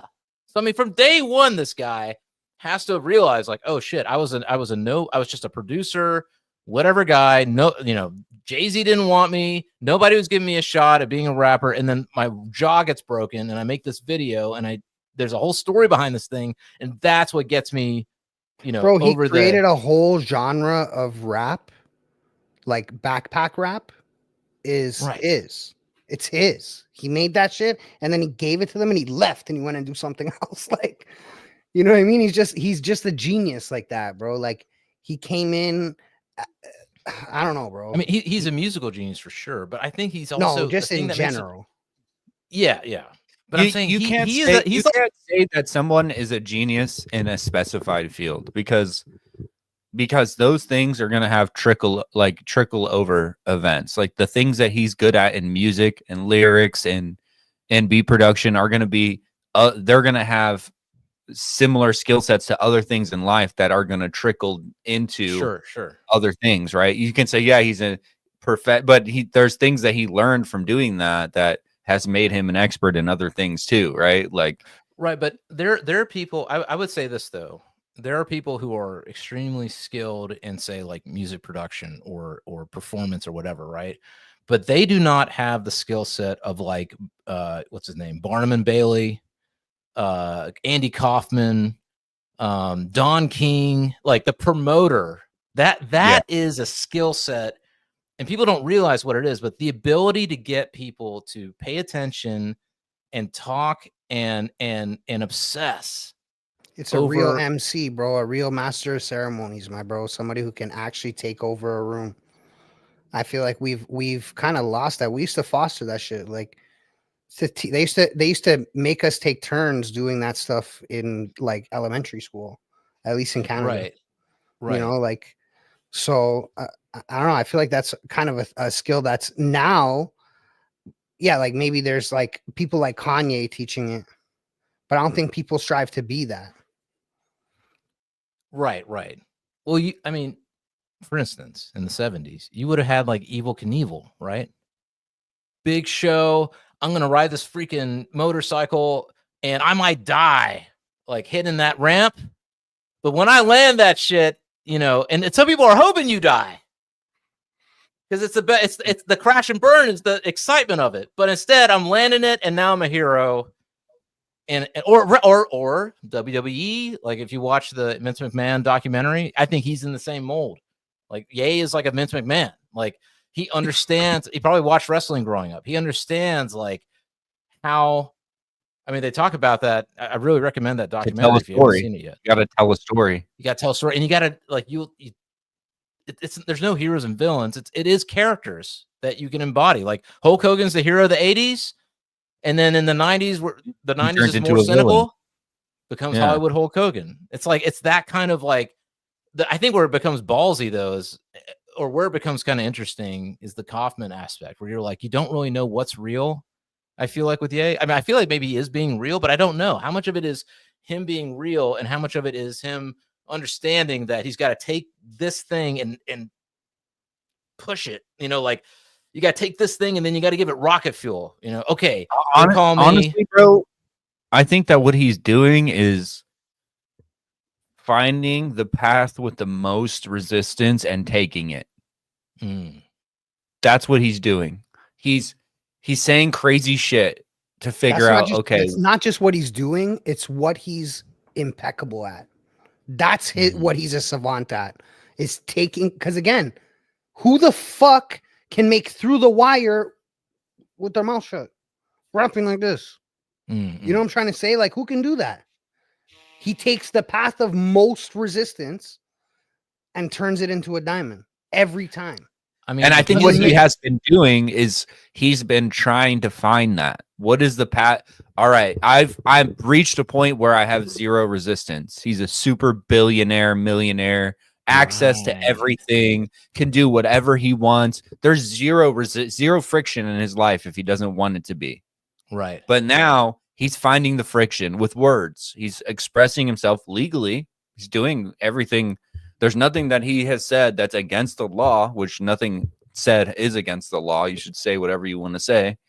And then he's getting response, and whatever has the most friction, he's going to fucking address it head on. And that's what he's doing with that's what I think that he's doing. He's like, okay, this is what's getting the most attention, whether it's good or bad or pushback or whatever. It's causing the most pain in general. I'm going to push through that. I'm going to find that point, and I'm going to push so hard on it that it's gone and it doesn't exist anymore. And I think that's what he's doing. That's my breakdown. I mean, because like the MAGA hat was like, I mean, as soon as Trump got on, I mean, you know, when he met with Trump, and then he donned the MAGA hat and did the whole MAGA hat thing. And then as soon as the MAGA hat got accepted, you don't ever see him with a MAGA hat. Yeah, he has not worn a MAGA hat in I don't know how long. I've never, since like 2020, he hasn't worn a MAGA hat, from what I can tell, because it got kind of accepted. It's like, you know what I'm saying? Well, I mean, more than half of the people voted for Trump. So you know what I mean? It's not the path. It's not the path of most resistance. Interesting. The path of most resistance. Because yeah, you're right. If I'm if I'm a billionaire, Go Show blows up. We billionaires, life gets boring, bro. We cruising, dude. Life. I'm sure life gets boring when you reach that level. Like the thing that keeps most people alive is the struggle. Believe it or not, the grind to get to the next level, the goals that we've all set for ourselves. That's why you build new shit, bro. That's why you build new shit. Like once you've reached all those goals, then what? You have to find something to entertain your fucking thought process. New. Yeah, but like it's still not the listen, bro. But he did. That's the thing is Kanye did build something new, bro. But he did build something new, and that was the path of most resistance. He's going against huge designer brands and shoe companies that have been in the game for. I know. And bro. and then look what happened though when he did that. So he's like, okay, I took the path of most resistance there. But not everybody's Kanye, bro. I get it. I'm saying I'm trying to break down Kanye's actions. Right, but like again, we're saying like it's not normal, and then like would we do that shit? And like no. You know what I'm trying to say? Like if if we become millionaires tomorrow, I'm not gonna start attacking random people to get our platform taken down. I'm gonna talk about nice things. I'll be like, yo, you guys read this cookbook by Rachel Ray? But then it becomes you reach a point where we live off the GOAT show, right? So we got to be protective of this thing that we've built. But then you get past that point where it doesn't matter if it fails or succeeds, you're good for the rest of your life, and your kids are good for the rest of their life, and their kids are good for the rest of their life. And that's what we're talking about when we're talking about Kanye West. He's a billionaire. You know what I'm saying? Like, yeah. He could have after do Pablo, anything or nothing, and his life legacy will be great. He'll be fine. So he's pushing himself into the hardest possible path that you could even take when you're that high. When you're that high, there is nothing else you can do. He's probably doing other stuff that we don't hear about that is in humanitarian efforts, right? Like good shit that's opposite of all of this. Well, he is actually. So here's the thing, bro. But people are not going to talk about that while he's saying Hail Hitler, right? In the Discord, me and E were talking about this the other day, where it's like, is he doing anything else? And then you look it up, and he's like got multiple foundations where every year he's putting millions of dollars into like so many different things, including small businesses in Chicago and schooling and all this type of shit. But he doesn't talk about it either because he's not doing it for praise. He's doing it because he wants to help. Right. And other people aren't going to talk about it because that doesn't go along with this HH song. and the swastika is on his chest. You know what I mean? The villain arc, as they say. Yeah, bro, exactly. It doesn't go along with that. I mean, because I kind of see it like that, like, you know, if again, I implore anybody who's fascinated by Kanye to watch the Vince McMahon documentary on Netflix. It really is an incredible documentary, even though Vince McMahon did definitely a shady guy. Definitely did some shady shit.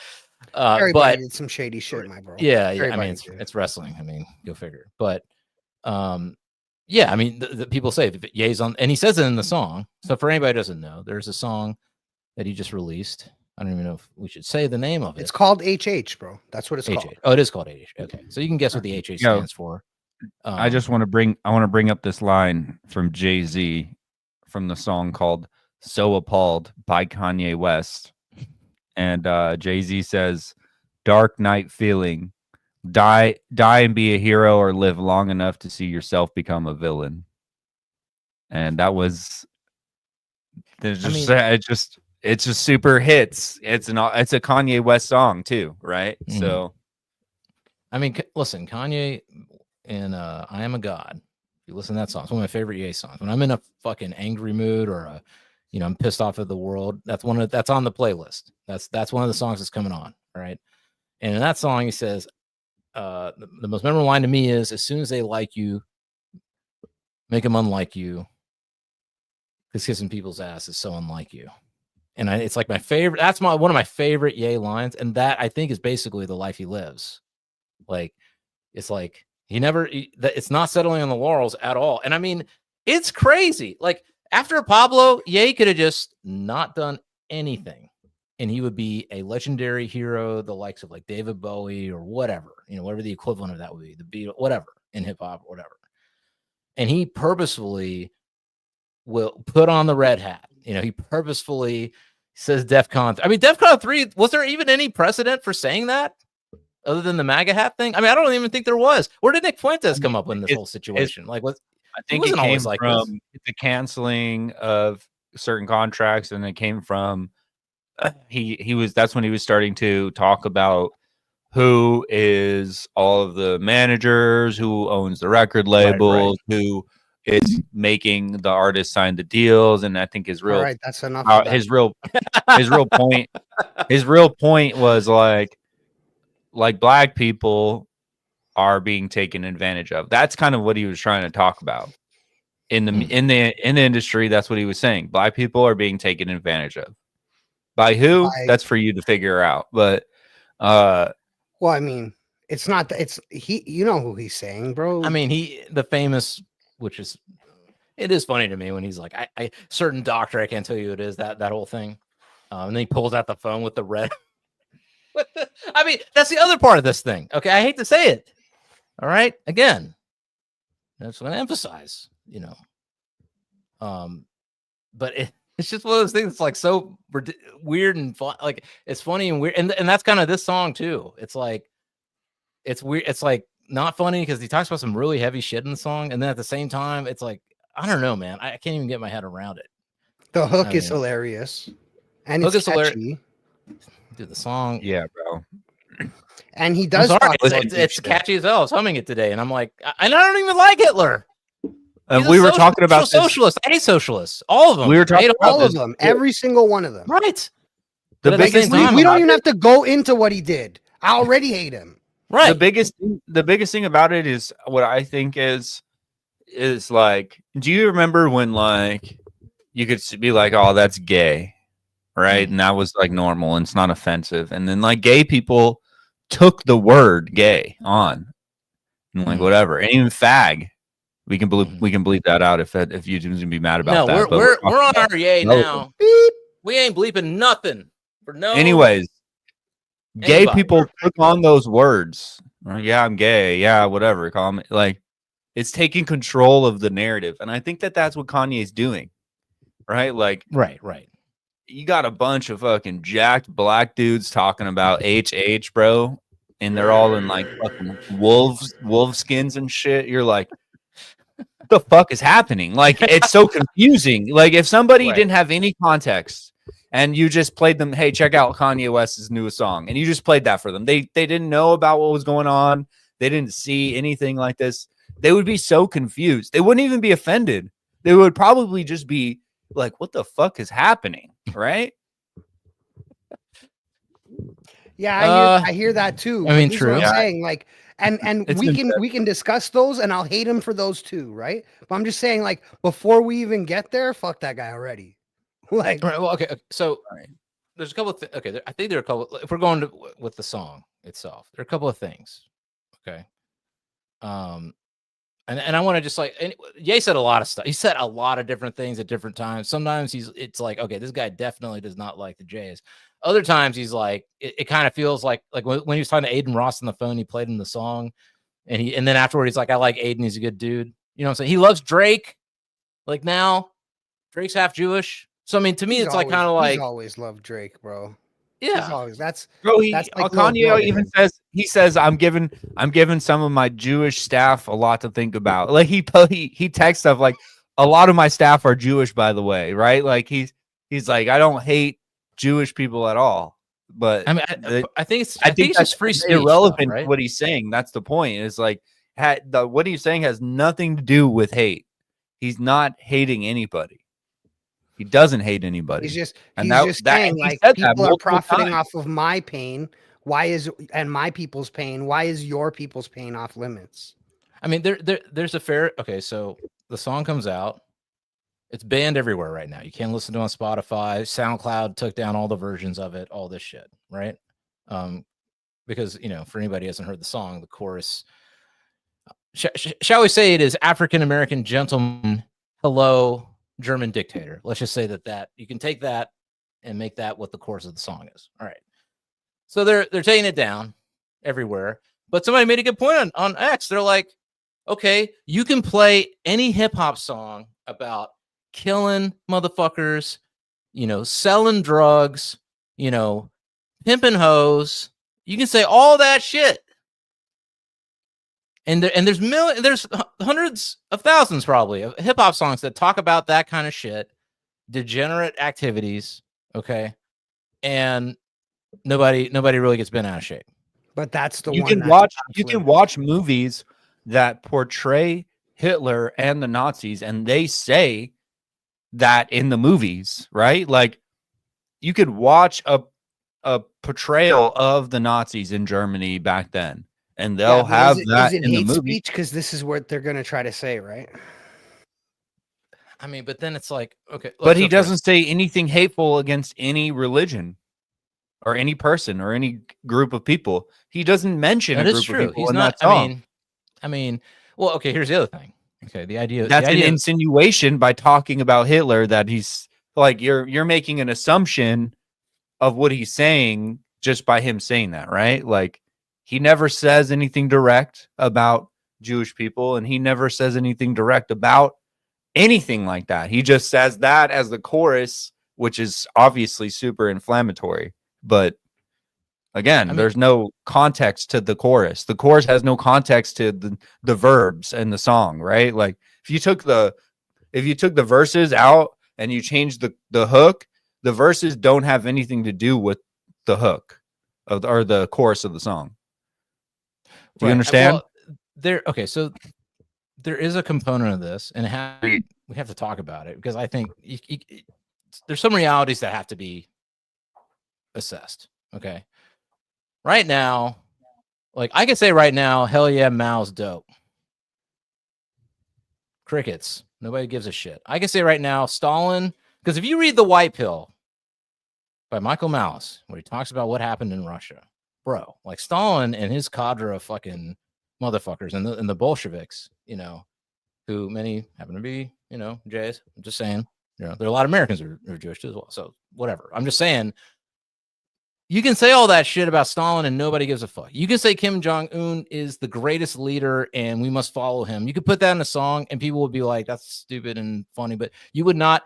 What you wouldn't have is somebody try to end all your deals. You wouldn't have somebody try to, you know what I'm saying? Like take away your family rights and any of this shit. Be the opposite, bro. China would probably send you a fat check. Like, thank you, bro. Appreciate you supporting our cause here. Yeah, the most you would get is maybe some, in the know conservatives or whatever, no history, and be like, yo, why is this guy, I mean, look, Rage Against the Machine, I was listening to Rage today. They still rock the fuck out, but they're Marxists, from what I understand. They believe in like maybe not traditional communist. They believe in like they were talking Marxist shit, and like they're not banned. So the question is like, there are third rails, but I do take issue with the idea of like that there are no third rails other than talking about Jewish people or Israel. There's rails like talking about rape, like when Eminem was talking about rape shit. When he first came out, like raping his mom, that was a third rail. Like that was a huge controversy. So there are third rails. The N word last week with Shiloh Hendrix. You know what I'm saying? Like saying the N word. But in the same week, Dave Blunt's had a concert and he told all of his fans, you can use the N word. If I have a song that has it in there, please say it. He's like, I get told all the time I'm not allowed to say stuff in my music, or I'm not allowed to do this or that. And he's like, I want you to fucking know, if I wrote it and you're here celebrating my music, I want you to sing that shit at the top of your lungs. And then the next song that he plays has the N-word in it like every 10 seconds. You know what I mean? Like, I mean, we talked about it last week. Yeah. I mean, so there are third rails that exist that are not just about, and I think sometimes on X, it becomes like, I mean, when Nick Fuentes said, when Voldemort, I guess we have to block that out now. That's what I'm saying. I want to say Nick Fuentes. He's a fucking person who exists. It's too late now. You whatever. said it. It's bullshit that you can't say his name. I think it's bullshit. YouTube's already letting him back on. YouTube's been letting him on podcasts and shit. Like, I think we're on Instagram too. Yeah, we're entering the phase of free speech because there's too much backlash. They can't tell people you're not allowed to say shit. Like, whoever controls what you are or not allowed to say on whatever platform realizes that no matter what it is that you're talking about, canceling people is not the way to fight that. You're better off starting an opposition to that idea and running that, right? Like if there's an opposite of the goat show, like another podcast pops up and they talk about everything that we talk about, but an opposite opinion, right? Like, this is why we feel that way. That's the better way to fight against information, is just to give your own come on information here and talk to us. Right. Or bring the fight direct. But you saw what happened the last time. And we got called Israel haters because we agreed with Dave Smith on the debate. So for all y'all out there, maybe you should take a little bit more research and watch our fucking content and on just one video and make assumptions about all of us. You guys are cocksuckers. All right. So I guess my question then is, with this Ye stuff and the HH song, is this just should we? Okay, so there was something that I watched, which was Myron Gaines went on Piers Morgan, and there was Mark Lamont Hill, and there was that Lily chick who likes to say the N-word. Yeah. And that other chick, I forgot her name. Okay, but that last chick, even though I forgot her name, sorry, whoever you are. We'll put it in show notes. I'll put the interview in the show notes. She made a really good point, though. She was like, just because one group is tribal, do we want all groups to be tribal? You know what I'm saying? Because I kind of agree with her. I'm like, okay, sure. For 10 years, 12 years now, however long, if you're in any sort of sphere of support of Trump, you were called a Nazi, right? Now things are opening up. And guess what? There were a lot of motherfuckers out there who were like, I keep getting called Nazi, and I'm not one. And dang it. And then finally they go, you know what? Man, fuck you. Maybe I am one. Let's look at this guy. And guess what? The white supremacists were just waiting, licking their chops. They're like, yo, boom, watch this. Boom, watch this. Boom, watch this. You know what I'm saying?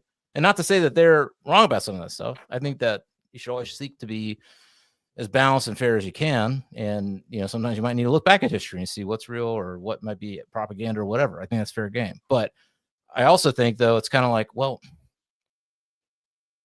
just because you have the opportunity now to, I don't know, is it right or wrong to then hit a third rail when after all these years it was a third rail? You know what I'm saying? Like, does that make sense at all what I'm saying? Like, should you call someone, because I don't still, I don't call gay people the F word. I just don't. I don't feel like I want to, I don't know. Listen, I think that rule of thumb is kind of like, you don't call gay people fags, you don't call people with disabilities retards, and you don't, like, you know what I'm trying to say? Like, it's kind of the rule of thumb. You're not supposed to hit the nail on the head like that. Yeah. It's supposed to be fun, satirical, like, you know what I mean? It's not supposed to be hateful and You're not kicking down, and you're punching up. yeah, bro. You know what I You're mean? not Or kicking down, at you're least on punching up. level, on par. You know what I mean? I think that we are equals. This is why I'm throwing a jab. Like, Right. I guess with saying, you know, fuck it, I'll just say it because it's a song. If you're gonna say Heil Hitler, okay, that carries with it a certain connotation up till now, which is that you like only people who really hate Jews and support the idea of them being, you know, eradicated up until now is like that is when you say Heil Hitler, or if you say the end with the hard ER, like that's what it is. You know what I'm saying? Now Ye's putting out this song, and I gotta be honest, it's a banger. And I'm over here in the grocery store humming the song, and I'm like, oh my God, I'm like humming like that thing, but I don't feel that way about all Jewish people. So it's like is normal, like I don't know, it's like such a mind fuck. Is normalizing that a good thing where we're taking the teeth out of this thing that has such, you know, a real feels viscerally offensive or viscerally I'm going to be you know? honest with you. I don't think it's taking the teeth out of it. I don't Okay. think it's the same. It's so, I mean, maybe it is the same as the N-word. Has Black people using the N-word in their music stopped it from impacting and hurting people's feelings when it's said? No. So, Right. and again, also, like when you see like people riding around in a truck with a Confederate flag and missing 6 teeth, and they're bumping the song and throwing up a fucking Sig Hill. I mean, Yeah, it's, but Is it doing anything? that's Like, is it hypocrisy. actually? What do you mean? That's hypocrisy because Kanye West is black. So if you have a bunch of white supremacists bumping HH by Kanye West, bro, that breaks the so. That's what I think is the thing here is like, bro, eliminate. KKK I never mean, it takes the teeth out of those guys saying it the way they're saying it. Does it? I don't know. White supremacists. If they, Talk to us. bro, if they're just sitting there laughing at him for being like, you know what I'm trying to say? They're laughing at him for saying it and then liking only that one part of the song. Is it really like, because again, we don't know that they're bumping it for real, or are they just making videos with that part of the song? Throwing up ciggies. I mean, I don't know. Again, I think we're digging way too deep into this, and this is why Kanye is the genius, because the reason he made this song is because he's going to be talked about now forever. This song will. That doesn't matter if they cancel it everywhere. People will go try to find this, download it on places because they just need to figure out what is the song that everyone's talking about. Canceled. Kanye West is doing the no publicity is bad publicity stunt. Sure, Bro, right? Like, No doubt about it. I didn't even listen to it until today before the show. Okay. It's not even because whatever. I just had no fucking interest in it. Right. Sure. Right. I was just like, whatever. I just don't care. It's some inflammatory thing Kanye did. I'll get to it when I get to it. You know what I mean? And then I got to it. I mean, it's kind of a banger. Listen, like, yeah, like you could maybe change the words, but like, I mean, I don't think that the HH melodically, right? Like, the beat, all that shit, right? We're in agreement. Other than the content of the actual artistically, this is the same thing as it's kind of like the Hugo Boss thing. You know what I mean? Artistically, Hugo Boss had it. Yeah. I mean, say Kanye's song and video artistically are dope. Like, now, is that something that the masses should be consuming? That's another conversation. And no, people are going to take it too literally. That's the problem, and that's what the offense comes from too. People take it are taking it too literally. Like he's literally trying to praise Hitler, which I don't think that's the. No, I don't think so either. Not in the song. I don't know about in life, but yeah. Think about Mein Kampf and his struggle, right? And like, what if Kanye is like delving deep right now into some history and some shit, and he's just like, I mean, he's trying to draw parallels. Listen to me. To be It fair, sounds no, crazy. To be fair, he puts a Hitler sample speech I know. at Yeah, the end I of the know. song, and it's about understand. stand with me if I've been holding it down for you. Basically, I've been holding it down for y'all. Stand with me if you agree. But I don't think it's about Nazism It has and killing nothing to Jews. do It's with about actually being a Nazi. Yes, you're right. That's right. It's not about It's about Jews. you've been calling me all this shit for the last however many years. You know, everybody who's a Trump supporter, you've been calling us Nazis the last however many years to the point where it's bullshit. Like you call someone a Nazi now, you're just like, oh, roll your eyes, right? And then for him particularly, him saying whatever, he lost everything, you know, and he's been ostracized, and he's the villain, arch villain, you know, in popular culture. And so, okay, like I see more like that thing at the end is more of like a defiant statement of, okay, if you're gonna call me a Nazi, well, then I'm gonna say this shit and be defiant in your so face. You think this is his Eminem moment? I am whatever I am you whatever say. you say I am. Yeah.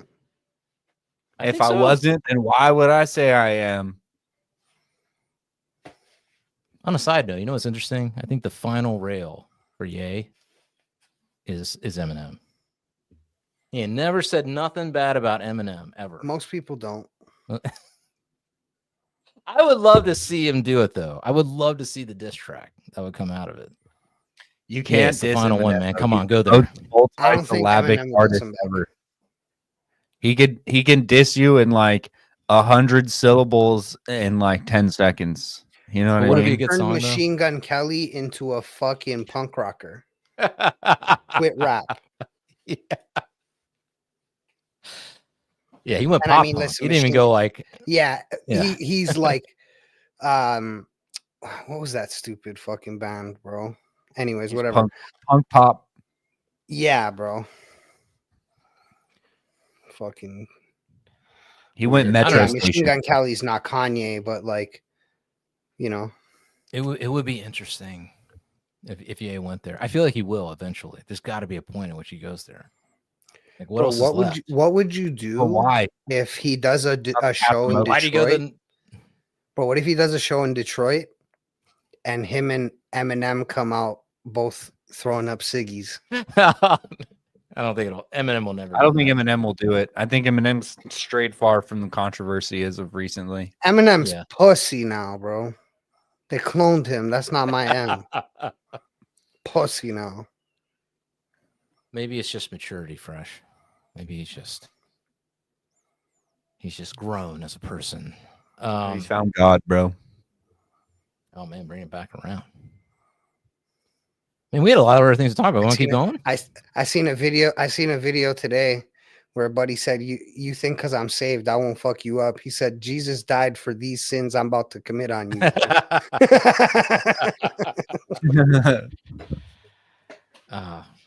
Savage. Well, it looks like, whatever Ye did, Heil Hitler song, whatever, HH, looks like it inspired Trump. Because Trump done cut off communication with his old homie, Benjamin Netanyahu. He ain't pulling out no more chairs. Him and the Yoo-hoo are cooked? That's what they're saying. They're saying the word through the wire is that Trump is he done with Netanyahu and his people talking shit, bossing around, acting like they all dead. I think it might have something to do not with Ye's song. I think it might have something to do with Pam Bodney coming out and saying that they got, being forced kind of to say or reveal that they found Epstein with a lot of videos of a lot of things going on with a lot of people that were pretty sick. That's what she said out of her own mouth. And she was kind of forced into that position because James O'Keefe, bless that man, protect him at all costs. He had another hidden whatever person that went in and she told that, confidentially, thinking she wasn't being recorded. So now it's out in the open. And Kash Patel went up in front of the, I don't know what it was, but he went in front of Senator Kennedy out of Louisiana.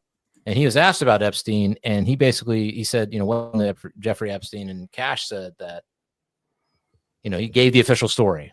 He committed suicide or whatever, right?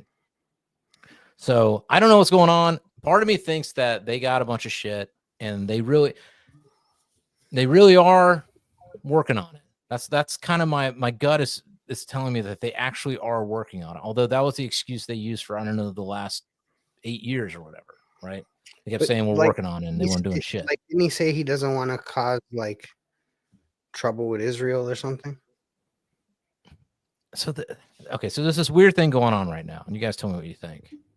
It's kind of like word is coming out of both sides of everybody's mouth, right? So you got one side saying that Trump's done with Israel. Pete Hegseth and JD Vance and these guys are not pro-Israel foreign policy, okay?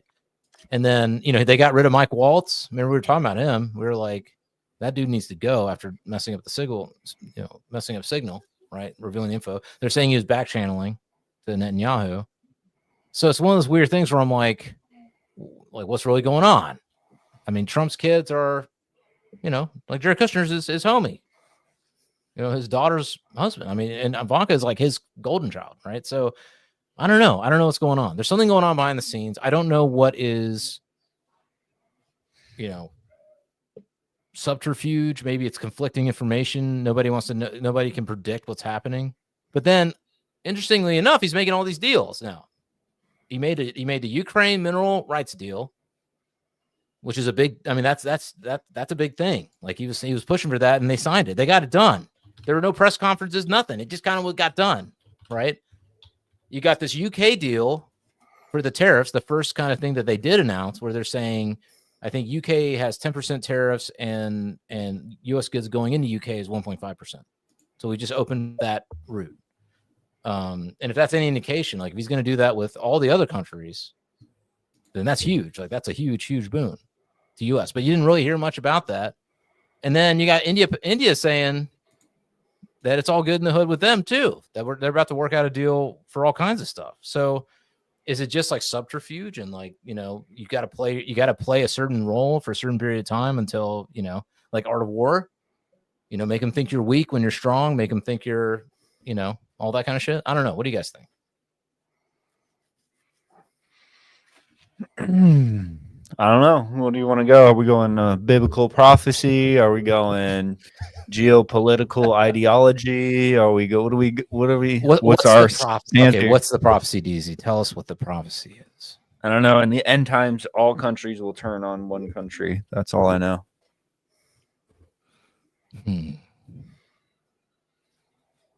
2027, everybody. Revelations. I don't know. It is interesting, though.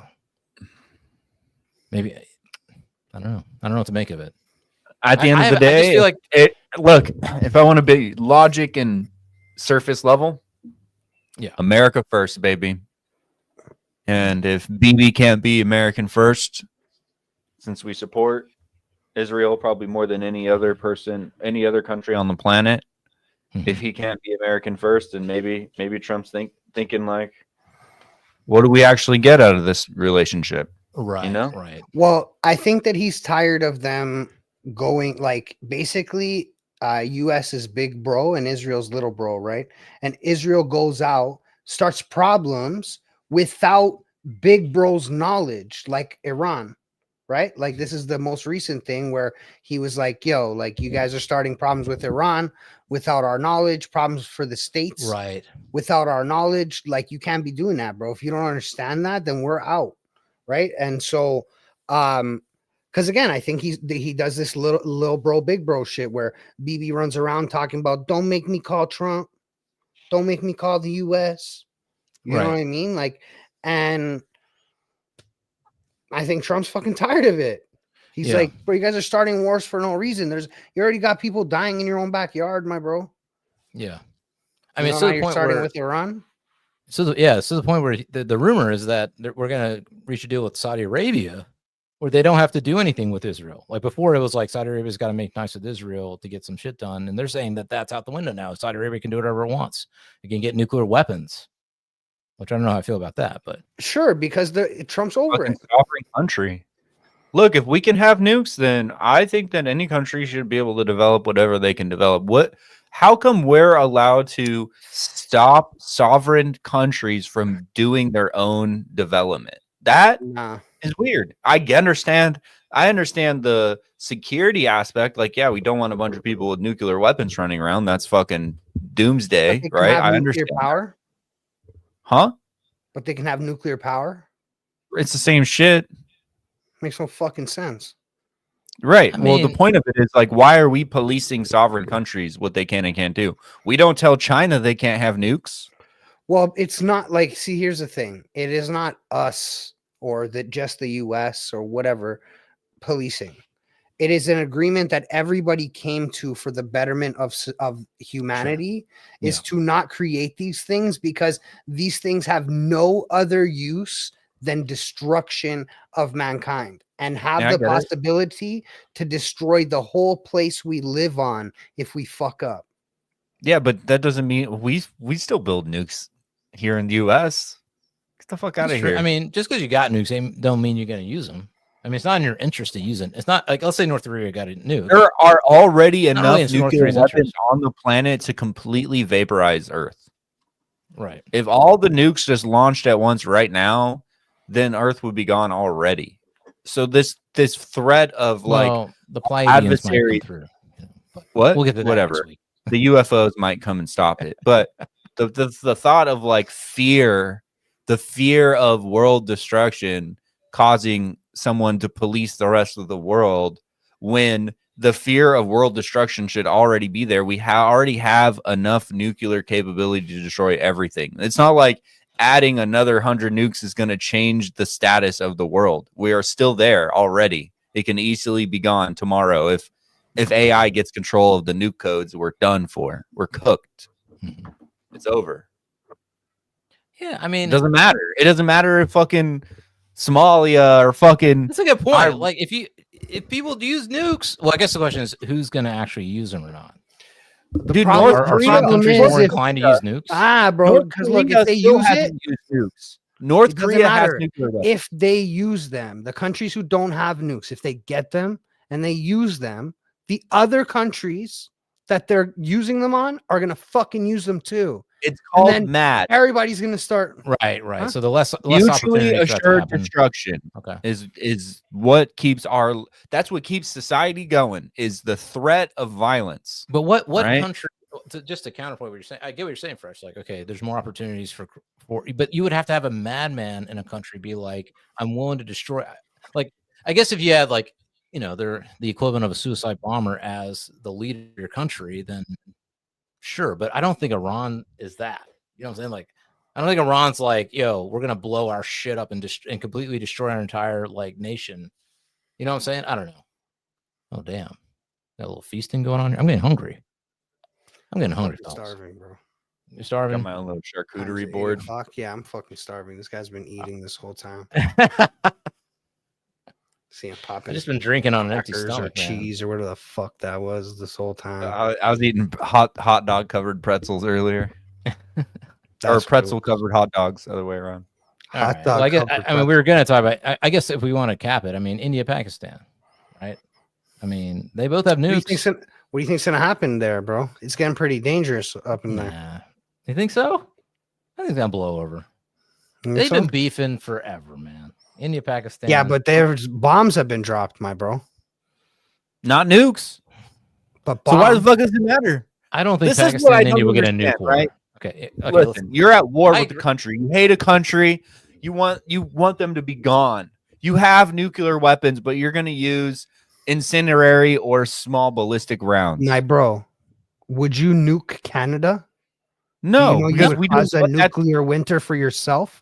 No. Yeah. Even if you absolutely hated us, you You wouldn't. couldn't do it. There are You things couldn't. called strategic nuclear weapons that have small nuclear payloads that can be used and not cause nuclear fallout. Okay, so we've already developed weapons that avoid that issue. I mean, strategic Like, nuclear okay. weapons can be used, Let's and they use don't this. have to be huge megaton fucking bombs. They could just drop a bunch of really small nuclear bombs and cause. Let's use this as an example. All right. Let's say tomorrow, Mexico was like, you know what? We ain't with this tariff shit. We're now part of China. Okay.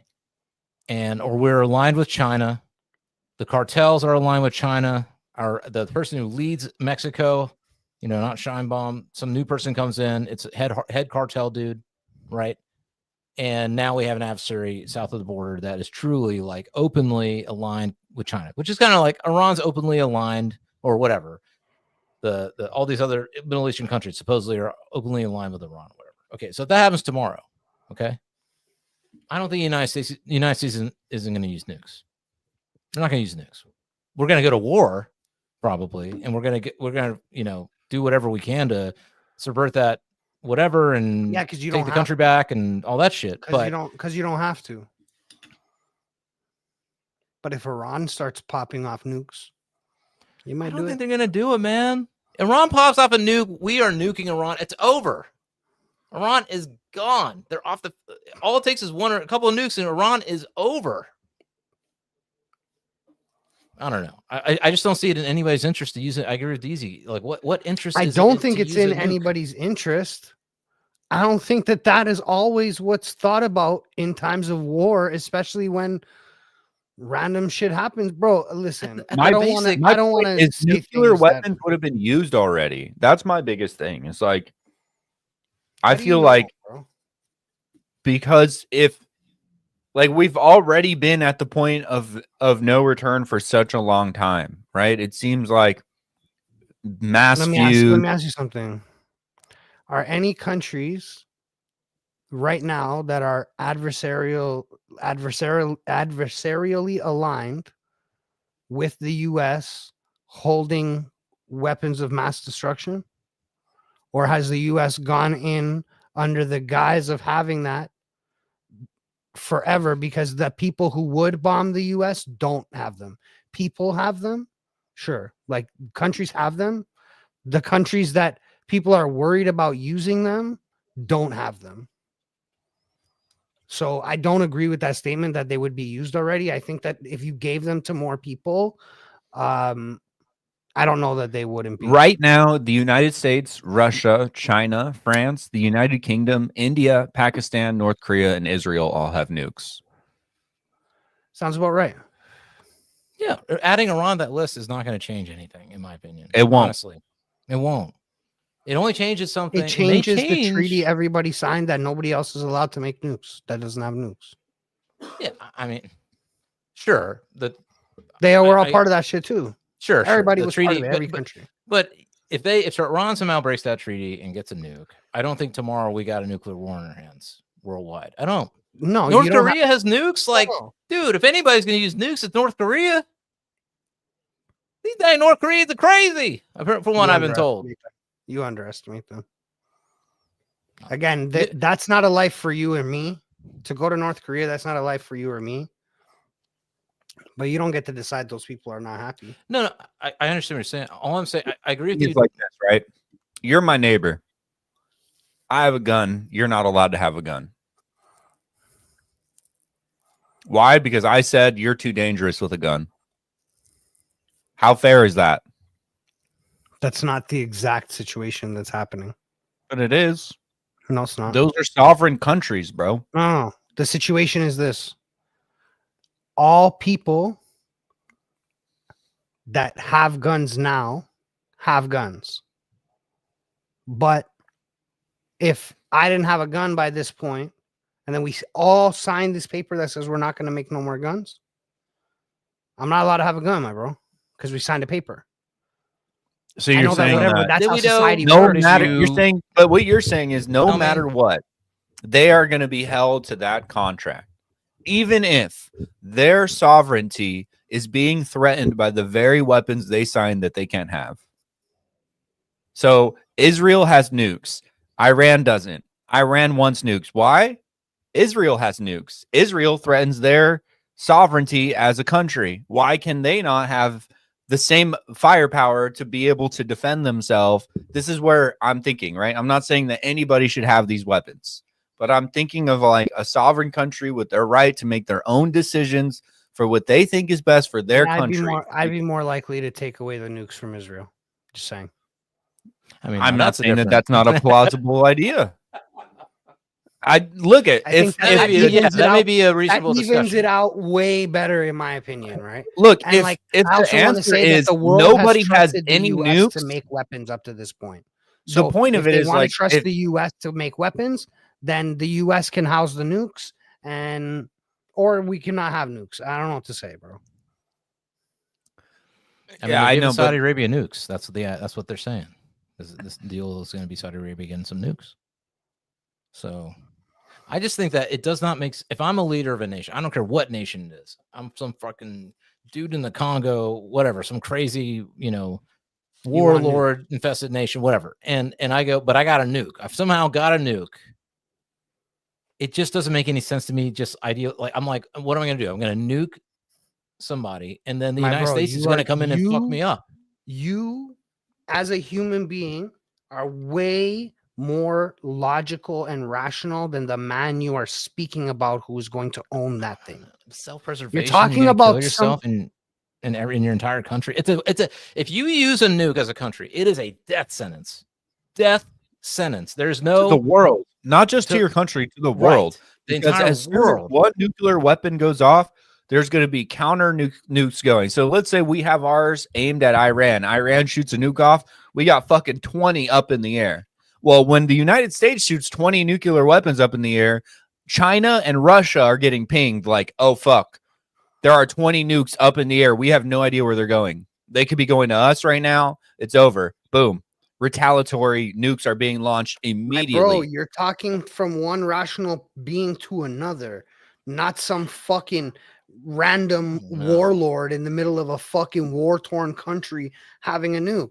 I don't know. I think that it's too dangerous, and I'm more so with like everybody's got to get rid of them. We don't some fucking Neanderthal in the middle of the desert that doesn't understand propulsion. Like you're talking about somebody who's gonna mad scientist a nuke 1,500 plus kilometers across the world and get it to land in the exact spot that they're trying to do when they don't have even the fucking capability to do that. So like if they're to the point where they can actually develop a nuclear weapon, then they probably know what comes with that, right? Like that takes a significant amount of scientific advancement, which with that comes some sort of ethic, moral standpoint. Like, okay, this is complete destruction. It's the ender of worlds. Like we can build this, and when we use it, it is like the last stand scenario that we have to use this weapon, right? Like that's what the premise of nuclear weapons is. So it's like I don't advocate for nukes at all. So anyone watching, I know I'm making a hard stance for our adversaries to be able to do what they want as sovereign nations, but that's because I want America to do what it wants as a sovereign nation. So if in the future the tables are turned and America is no longer the superpower in the world, I still want us to be able to hold nukes are our fake. right to defend ourselves. I mean, as time goes on, I believe that more and more, because if there are nuclear weapons out there and they haven't been used yet, then what the fuck? We've already had the weapons of mass destruction, wars on terrorism, all this shit. We still haven't seen a nuke since Japan. Nobody's nuked nobody. Listen, right? Like, I think I agree with you, Deezy, and I think Fresh, you said your piece. Here's the final statement of this show. I think the only thing that we should nuke is this episode right now.